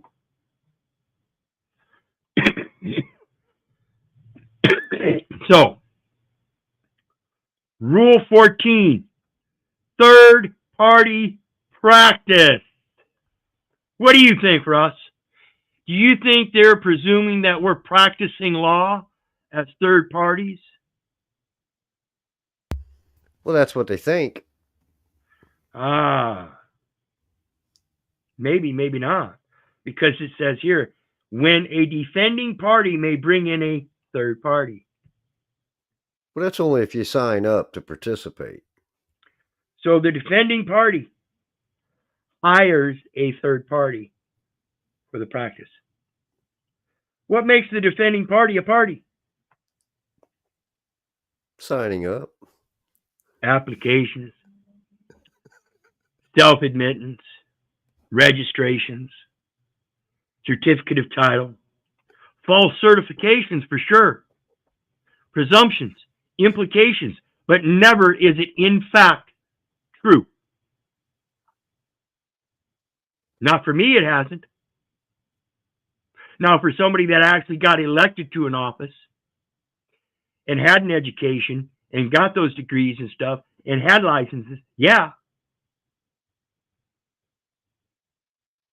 they could have a closer reality to that. But again, you cannot be the United States citizen. You cannot be the business.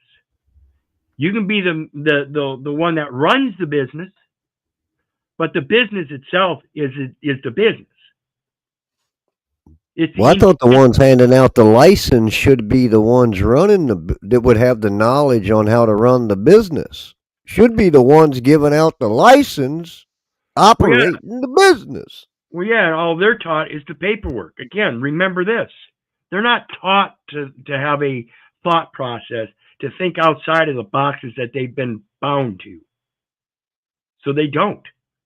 That's the problem with the cognitive dissonance. We have, like I said, we've got all these goddamn public officials out there that are posing that I'm just doing my job. No, you're not, because if you understood the job correctly, it would be thinking outside the box, so that when people like me come along and say, hey, something's wrong, you say, well, no, that's just the way it works. That's not the way it's supposed to work. You're supposed to listen to me when I tell you there's something wrong. You're fucking me up. It's detrimental to me. Well, that's the way it works. No, it's not.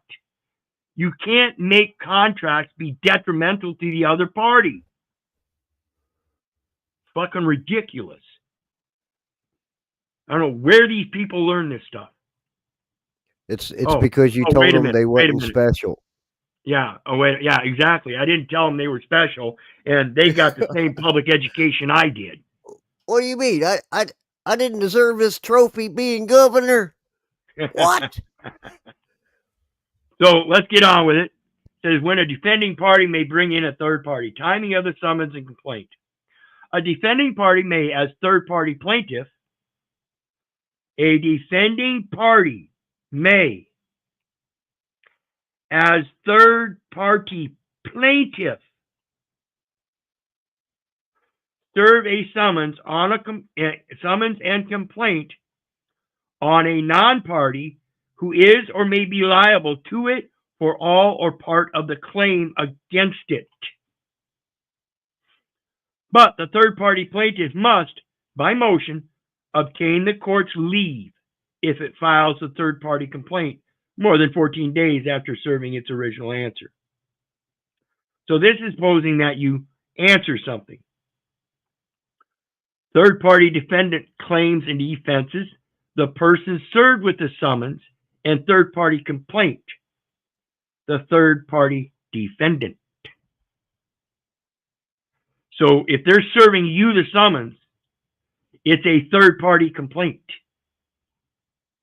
telling you that you're a third-party defendant. Supposedly. Remember, that term defendant is impossible too. And they must assert any defense against the third-party plaintiff's claim under Rule 12. So let's take a look at that Rule 12. What's that Rule 12 say, huh? Anybody know about that Rule 12? This is the Rule 12B. Failure to state a claim upon which relief can be had, one of the most common counterclaims there are. How to present defenses. And this is Rule 12, defenses and objections, when and how presented, motion for judgment on the pleadings, consolidating motions, waiving defenses, and pretrial hearing. And we go down to B, lowercase b. I know how to prepare for defense, not to have any offense. So we go down to B, and it says, oops, where'd it go? Where'd it go?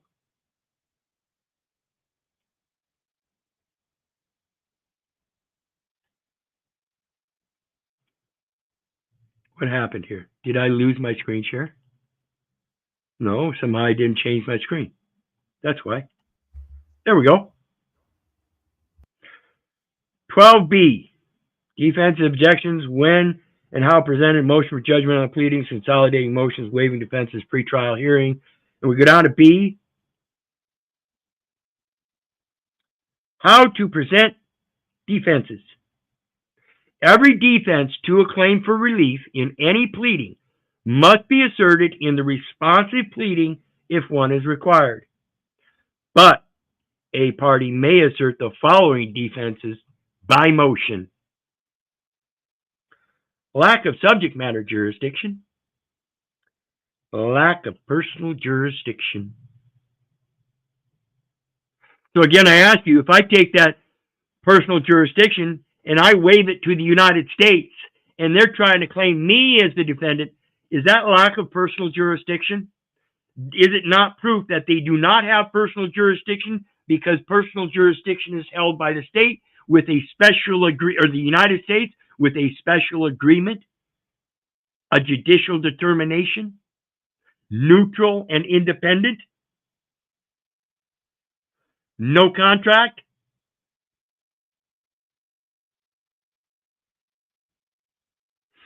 Improper venue would, of course, follow, because, again, they don't have personal jurisdiction, so they can't have proper venue, because that wouldn't be the original venue for the person anymore. Insufficient process, because they're trying to notify me as third party when personal jurisdiction sits with the United States. Insufficient process. Insufficient service of process, because they have to go to the United States diplomatic channels of notice to get to that person. And since they're making it against the United States now, it's a failure to state a claim upon which relief can be granted. Like I said, they're subsidized by the debtor, and they're making a claim against the debtor even though they're subsidized by the debtor. Doesn't make sense, does it, folks? 7, failure to join a party under Rule 19. Isn't that what the last one said? It mentioned something about Rule 19 under third-party practice. Or no, not that. Where was it? Yeah. Under Rule 4, summons, where we go down and it mentions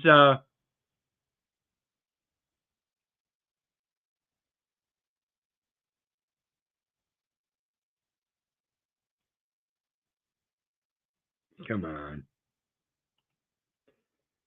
Rule 4. K1B. Territorial limits of effective service.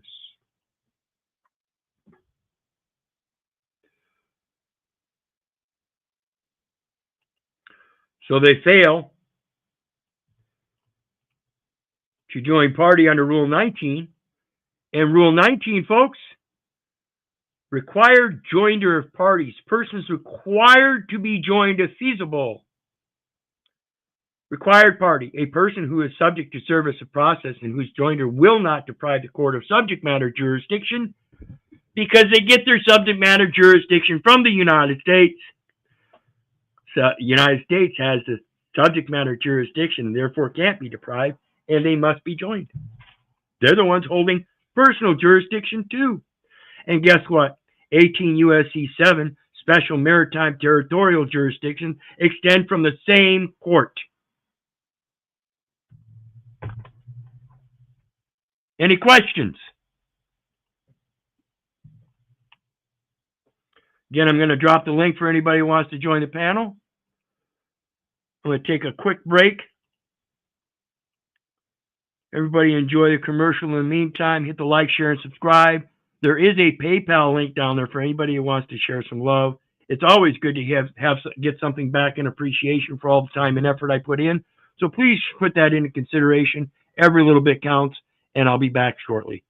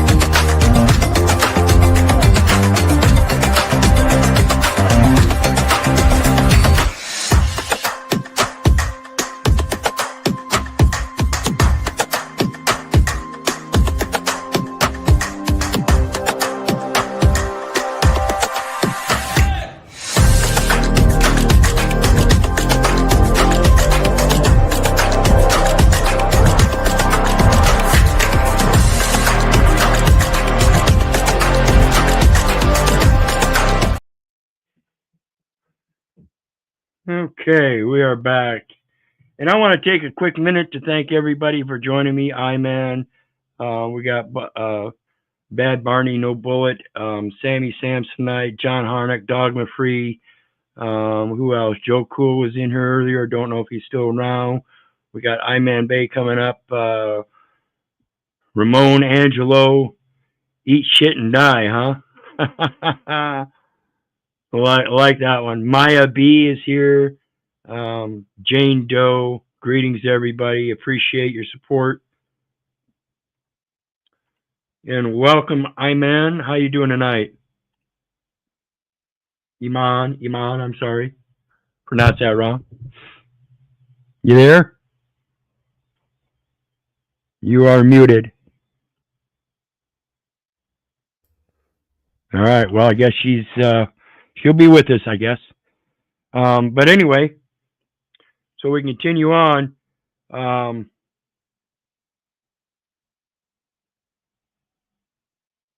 Again, you can read all this stuff. These are things you can check out as you review the video and take notes. I urge everybody to. How you doing, Iman? All is well, brother. It's interesting because a lot of what you're talking about today, I read in the last 2 days, and most of it was based under Title VII. Well, that's what I talk about with Genesis 2:7.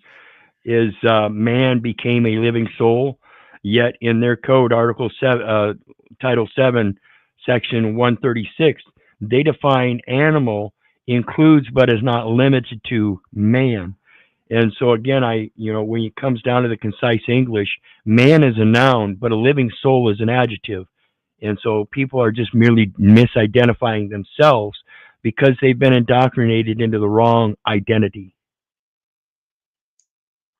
And what was so interesting under Title 7, CFR Code 718, I got it right here, 718 dot 2, they have a much lengthy definition for the word person. It's much lengthier than normally that what I've seen in the past prior. And then they also have a lengthier, the other one that they have under 7 CFR 12.2, I think state, they have a lengthy definition for that as well. So it's interesting. I yield.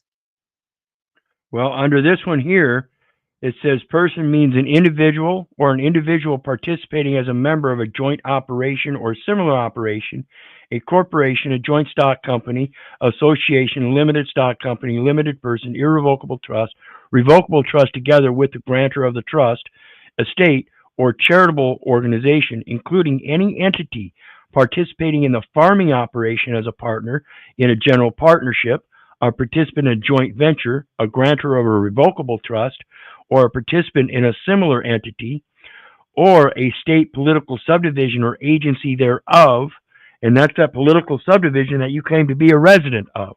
Okay? So you're the agency of a political subdivision by that identification. To be considered a separate person for purpose of this part, the individual or other legal entity, it's still a legal entity, it's still a person, have a separate and distinct interest in the land or crop involved. Leviticus 25, verse 23 and 24. The land shall not be sold forever, for ye are strangers, or for it is mine, and ye are strangers and sojourners with me. And in all of the lands of your possession ye shall grant a redemption to the land. I'm not here to purchase the land, but rather to redeem the land. For you have condemned the land of its natural purpose, or its natural use, for a commercial purpose. Simple.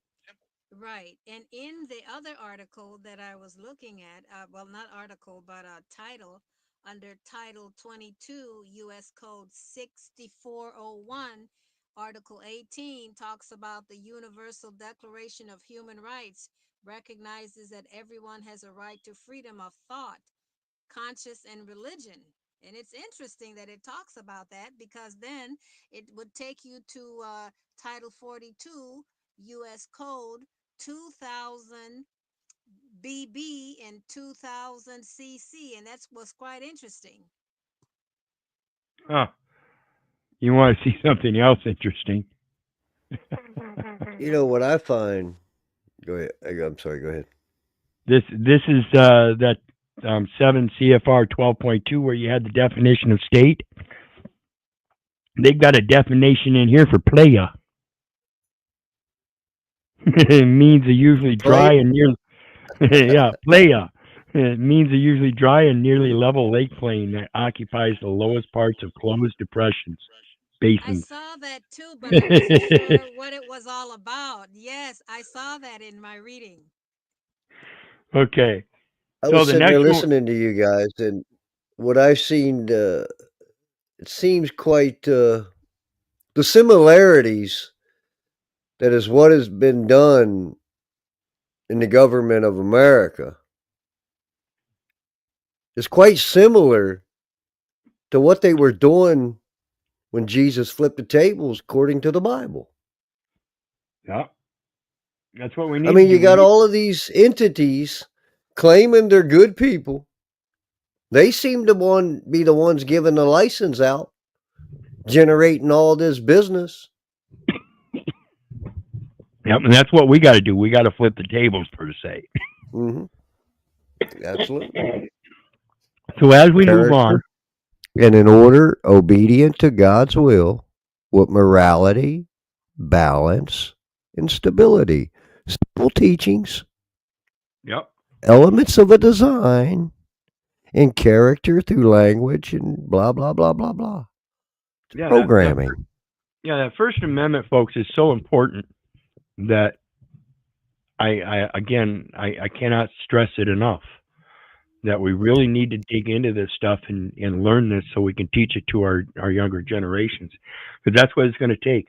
These people haven't been listening for a long time because they don't think they have to. And before we can go raising our arms and throwing off that despotic government with guns, we need to educate ourselves first so that we can rebuild the government if need be. So it's imperative to understand the First Amendment before we go getting riled up, and particularly understanding and comprehending fully the process of redressing the government as a matter of grievance. So, like I showed you earlier. May I, Brother Keith? Go ahead. In that you were speaking about earlier, and I think you came across where you were talking about the Constitution, it being a contract, and I was rereading one of the articles, or maybe an amendment, and it was talking about it being they were talking about being in union form, and as I read it, and they talk about it being a contract in union form, it sounds like they were talking about it being a contract for a union contract, like in J.O.B., and then prior day, I was looking at Title 39, CFR 1.2, Delegation of Authorities, which it specifically tell you that the powers, duties, and obligations are specifically vested in the governors by laws, the bylaws. And the board may delegate its authority to the Postmaster General under such terms, conditions, and limitations. So basically, yes, it makes a lot of sense what you're saying. Yeah, I hope so, because everything I've researched, you guys know I've been putting stuff out on the Postal Service for a long time. Everything comes from the Postal Service. That's the delegated authorities. And it comes through, and I've told you, I've done a couple videos on the Trading with the Enemy Act, right? And that's what we're looking at.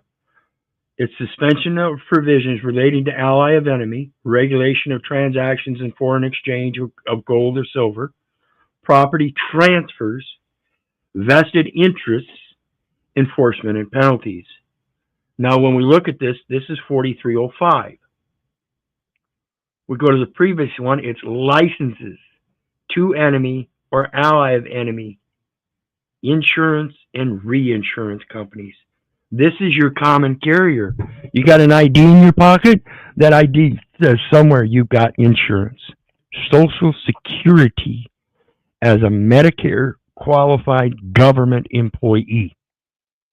See, those are the only ones that are technically qualified for that insurance, is Medicare qualified government employees. Otherwise, you're not required to have insurance.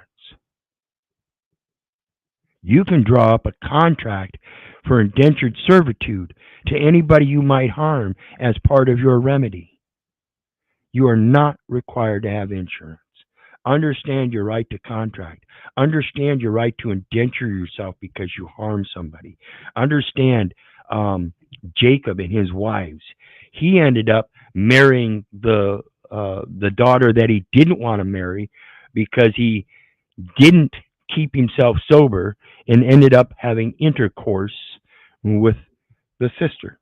So he had to marry the sister first. Well, the agreement to marry the sister to begin with was 7 years servitude. Then when that 7 years servitude was up, he celebrated, got drunk, and fucked the wrong sister. So now in order to get the sister that he really wanted to be his wife, he had to do another 7 years indentured servitude. This is telling us to be very careful about your contracts. And today, people are not. That's the biggest thing. This Trading with the Enemy Act is a matter of Admiralty Maritime law, and it's fomenting the contract that is completely cutthroat. It's cutthroat contracting at the bottom level, simple contracts that are cutthroat, and they're cutthroat through the language. If you don't understand that language and aren't competent to read it and you sign it anyway, that's your fault. So understand this stuff. Change of name, doing business in United States. So again, if there is no birth registered in the United States, then how can it do business in the United States? Okay. So 50 U.S.C. 4305, suspension of provisions relating to ally of enemy, regulation of transactions and foreign exchange of gold or silver, property transfers, vested interests, enforcement and penalties, and we're going to go down to B2.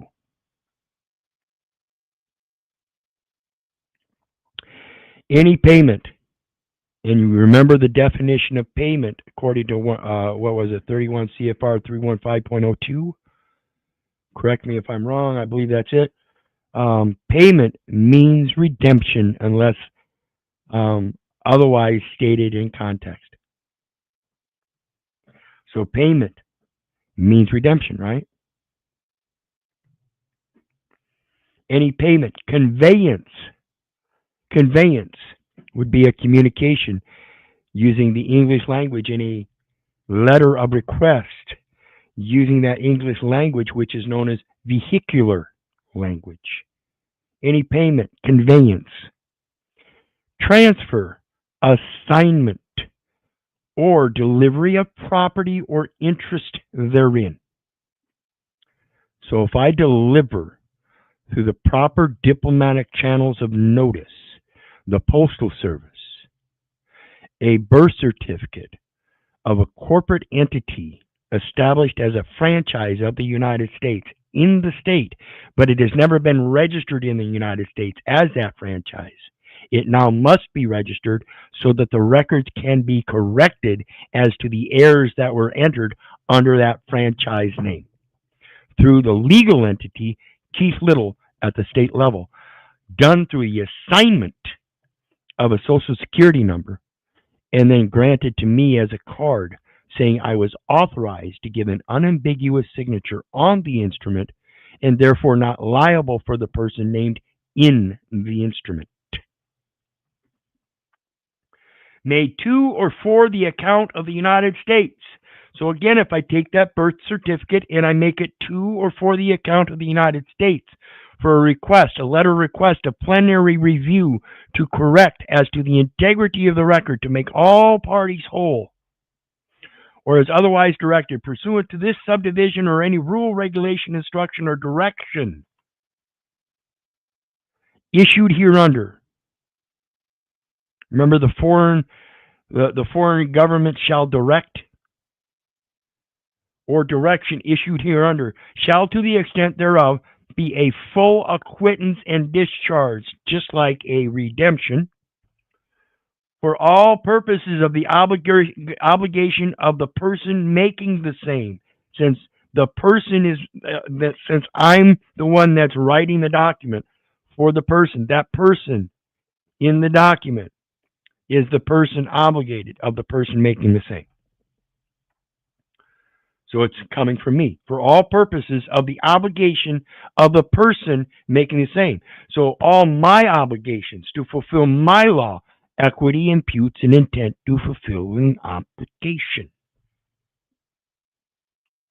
And no person shall be held liable in any court for or in respect to anything done or omitted in good faith in connection with the administration of or in pursuance of and in reliance on this subdivision or any rule, regulation, instruction, or direction issued hereunder.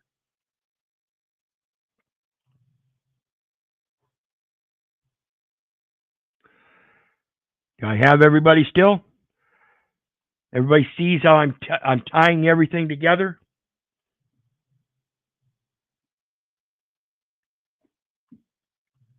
I hope so, because I think it's pretty clear to me. and I hope everybody else is catching along, because this is the military code. And again, remember we read the Libra code for the accreditation. This is Title 50, Council of National Defense. So it's a matter of national defense according to the preamble. General welfare, domestic tranquility, and national defense. Guaranteed in the preamble.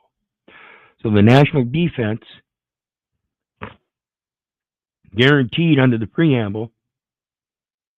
Oops.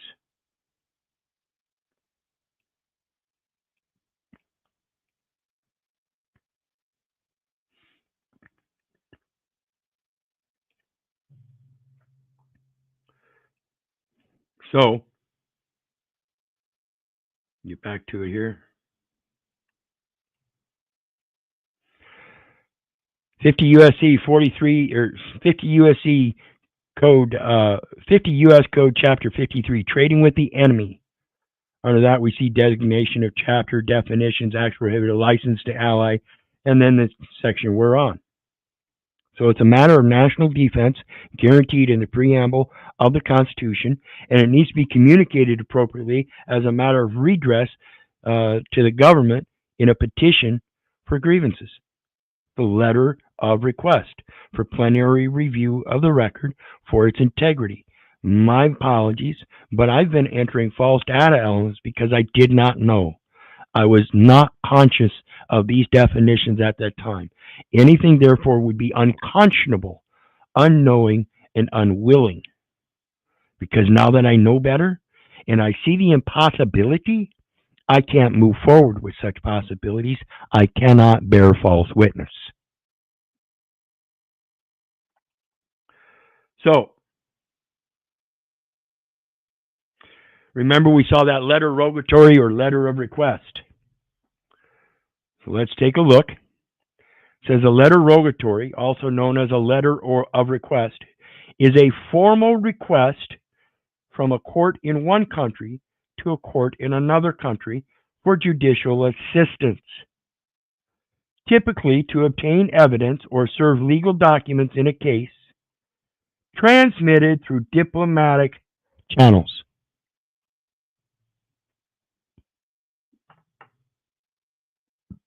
Transmitted through diplomatic channels.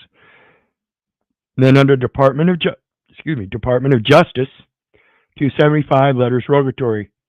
So let's take a look at that.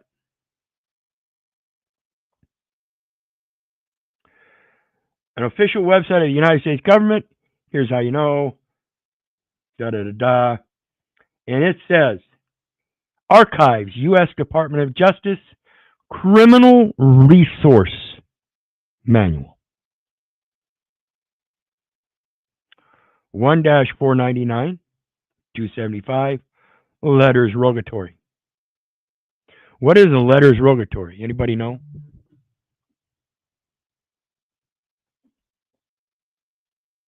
Tell us right here. Letters rogatory are the customary method of obtaining assistance from abroad in the absence of a treaty or executive agreement.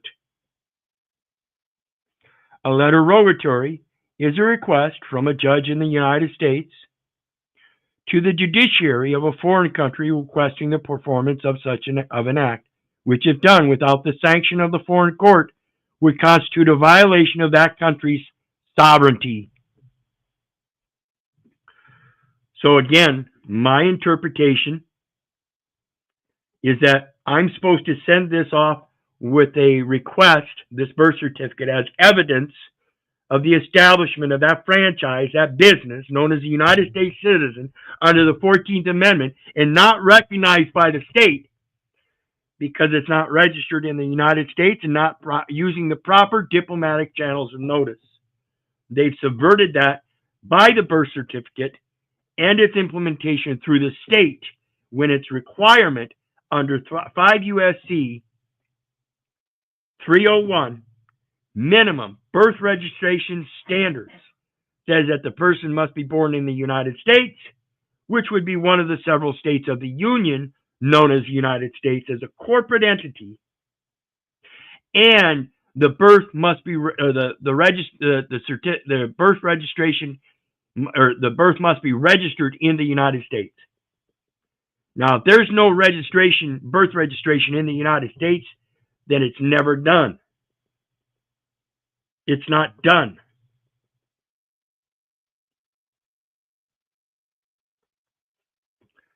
Prosecutors should assume that the process will take a year or more.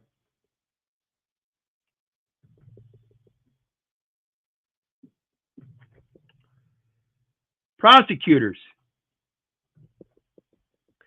again, this is a matter of communication, and it's not something that just the prosecutors can do. And you don't need to do it through the courts. First Amendment, petition, a right to petition the government for grievance or for redress of grievances. And again, there are several people that you're going to give notice to. Go ahead. And what makes it, Brother Keith, is that when you look at specific titles under Title 24, Title 42, and I can't remember the other title, the specific authority falls under 5 U.S.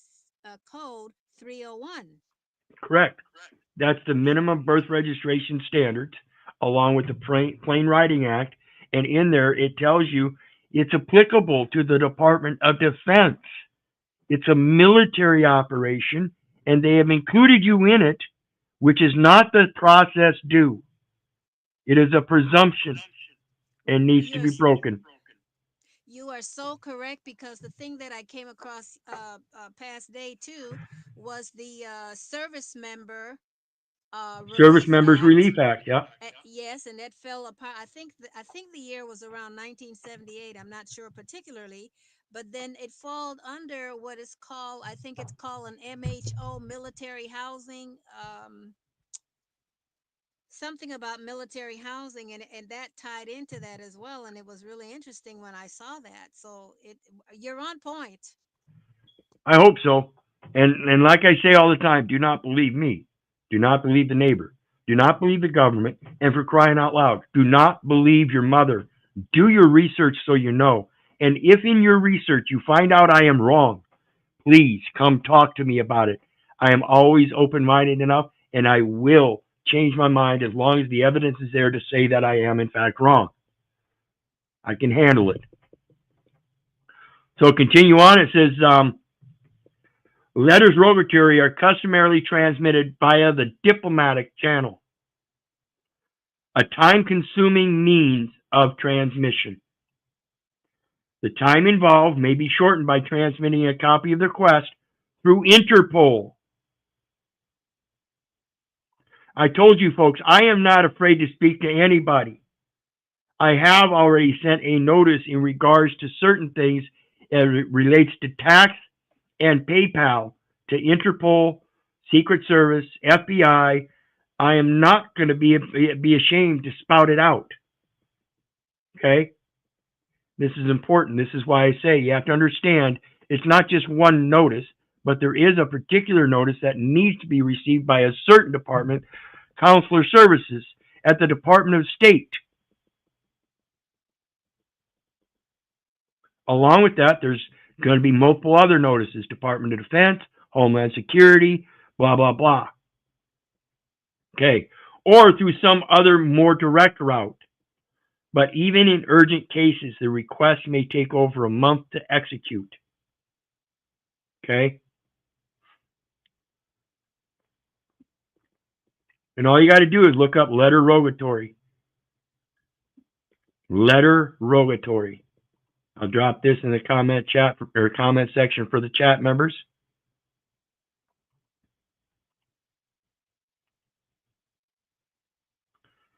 There's that. And so, like I said, we're talking about the First Amendment and your ability to express yourself in a diplomatic way with the proper etiquette, knowing how to address each other. And I'm not talking about a location. I'm talking about knowing who you're supposed to speak to and whether you address them as sir, ma'am, madam, lieutenant, sergeant, whatever. You have to find out what their title is and address them by that title. And this stuff tells you how to address them. Go ahead.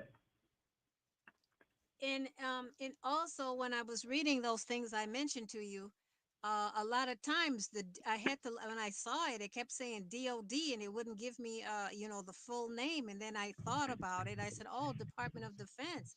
And that also not only ties up agriculture under Title 7, it ties up Title 29, which is under labor, and it says Labor. primarily deals with regulations and do not directly relate to the Department of Defense. Yeah, and understand, folks, this all falls under 18 U.S.C. 1589. Let me pull that up. Because that is a title called forced labor. And under forced labor, it says whoever knowingly provides or obtains the labor or services of a person by any one of or by any combination of the following means: by means of force, threats of force, physical restraint, or threats of physical restraint to that person or another person, by means of serious harm or threats of serious harm to that person or another person, by means of the abuse or threatened abuse of law or legal process, which we're going to read here in just a minute, or by means of any scheme, plan. 5 U.S.C. 301 departmental regulations is in fact a military plan or pattern intended to cause the person to believe that if that person did not perform such labor or services, that person or another person would suffer serious harm or physical restraint. So when they threaten you in the hospital that if you don't sign that documentation forcing you to labor in your physical movement, no matter what the amount of labor it is, if it's not for the intended purpose, they done fucked up big. Watch, listen. Shall be punished as provided under subsection D. Whoever knowingly benefits financially or by receiving anything of value. The birth certificate is a form of value under 18 U.S.C. obligations or other securities of the United States, where it starts out, it says, includes all bonds, and then there's a unique little statement in there between commas that has all lowercase, and it says stamps and other representatives of value. And as the birth certificate is in bond form with 2 seals on it showing full faith and credit of the United States, it is a representation of value of the full faith and credit given to the states to issue such a document, coincidentally signed by the governor and the state's registrar. From participation in a venture which has engaged in the providing or obtaining of labor or services by any of the means described in subsection A, knowing or in reckless disregard of the fact that the venture has engaged in the providing or obtaining of labor or services by any such means, shall be punished as provided in subsection D. C. In this section, the term abuse or threatened abuse of law or legal process means the use or threatened use of a law or legal process. So just the use or threatened use of a law or legal process means abuse or threatened abuse of law or legal process, whether administrative, civil, or criminal, in any manner or for any purpose for which the law was not designed. and under 5 U.S.C. 301, minimum birth registration standards says that you have to be born in the United States, and the birth needs to be registered in the United States. So it fails compliance, and it also says in there, applicable to Department of Defense, meaning it's applicable to the Department of Defense and no one else, because it mentions no one else. So applying it to a regular man and telling me and my woman that I have to get a birth certificate is false. It's not designed for it. It's for Department of Defense personnel only. In order to exert pressure on another person to cause that person to take some action or refrain from taking some action. To cause that person to take some action, signing a document. You cause that person to take the action of signing the document without the proper purpose. Guess what? Under D, it says, whoever violates this section shall be fined under this title, imprisoned not more than 20 years or both. If death results from a violation of this section, or if the violation includes kidnapping, which is a nice policy officer pulling you over for a traffic violation, you presenting that military ID, even though it's not valid, and him taking you to jail, that's kidnapping. They're making merchandise. They're using it as a profit scheme. Investments as a venture. If death results from a violation of this section, or if the violation includes kidnapping, an attempt to kidnap, aggravated sexual abuse, or an attempt to kill, the defendant shall be fined under this title, imprisoned for any term of years or life or both. Damn near as bad as murder.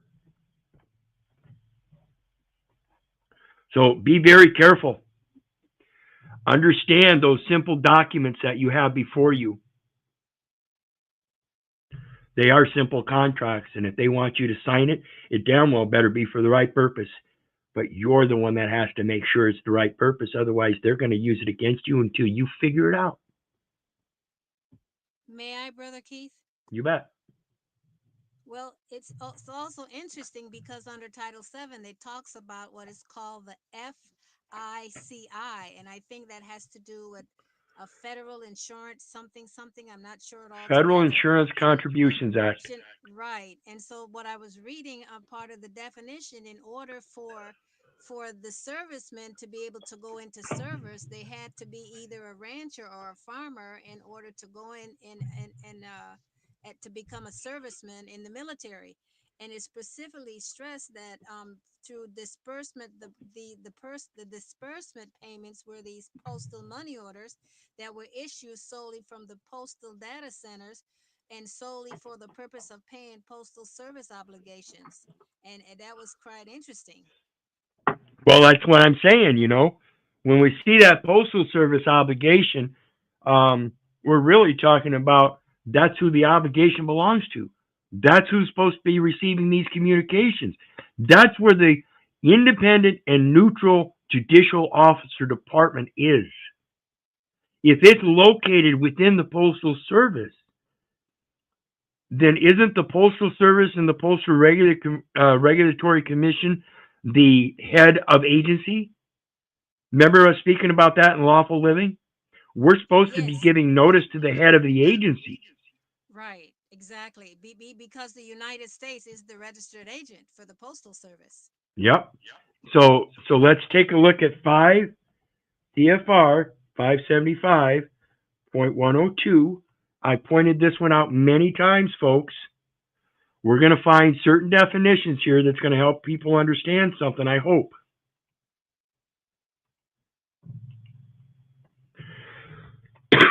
Administrative personnel, Office of Personnel Management, Civil Service Regulations, recruitment.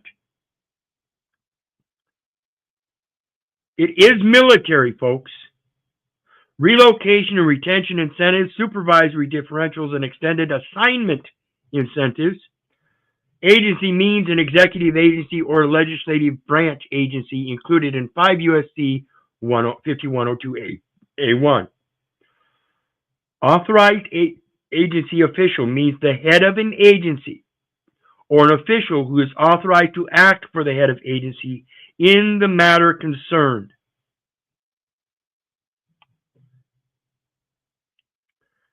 Federal government. Remember, United States government is a corporate entity. United States government is a corporate entity. Okay? Federal government means all entities, all those IDs and driver's license, those are legal and commercial entities of the states, which are franchises that get subsidy, that are subsidized by the federal government, United States. Okay? Federal government means all entities of the government of the United States.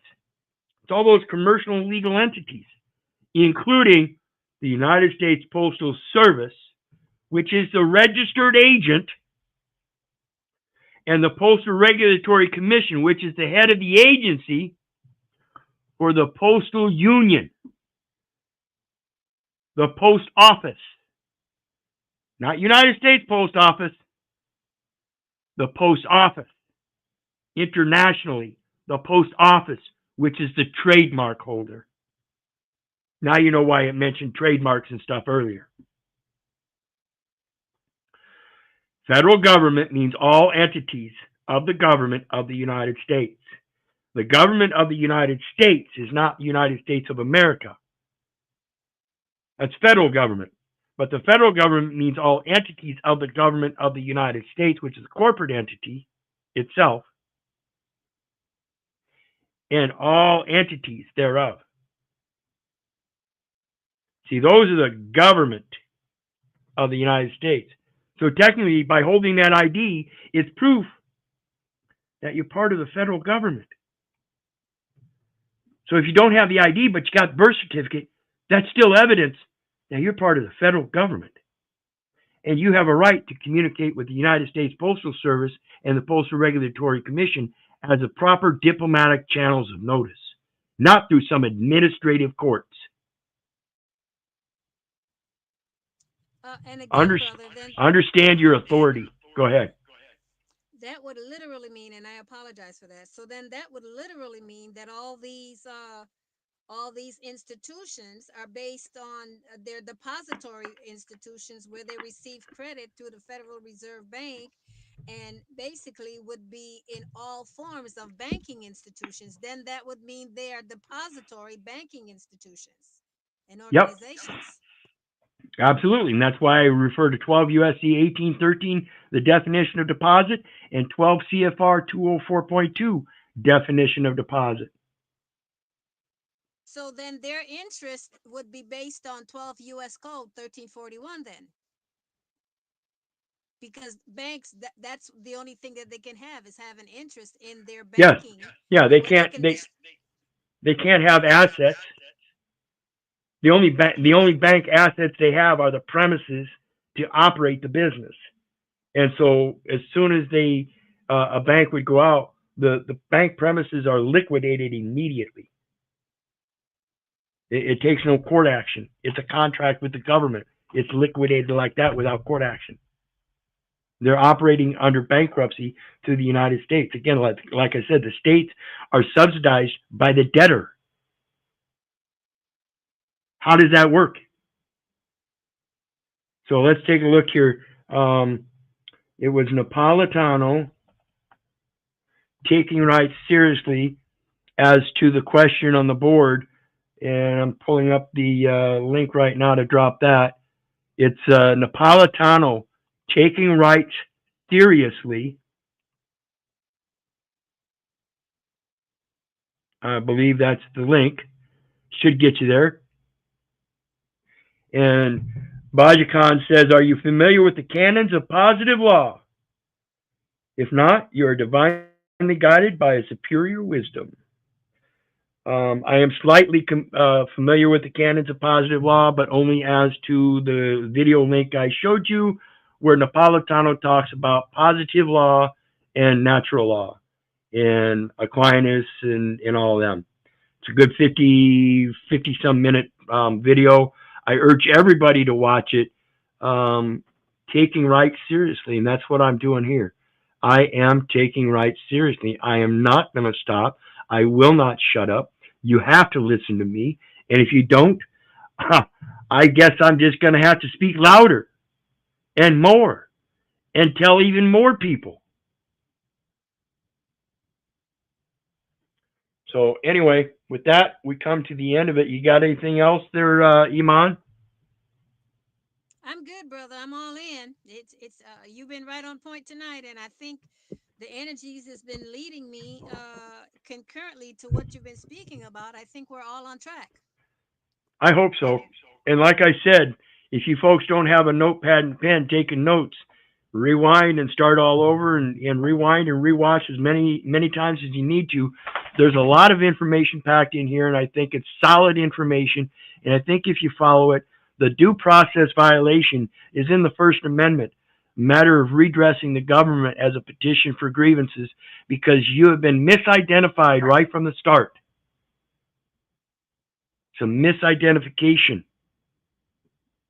So think about this. Remember Exodus 3, verses 13 through 15, wherein God identifies himself as I am, and question as to why the Jews want to hide supposed hundreds of names of God and say you can't say them, when their very scriptures in the Old Testament show Moses went up there and came back with I am, and that was supposed to be forever. And yet here we are today in this forever, calling him God. Why not I am? Isn't that what we were instructed? I am. The verb phrase. Like I said before, I am not a who. I am not the noun. God is not a noun. It's So something ever. It's something ever in action.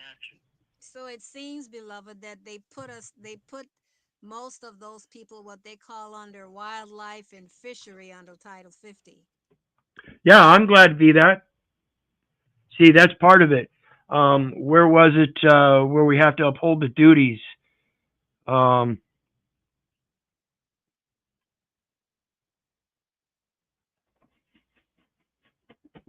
Let me see here. Where was it? Where was it?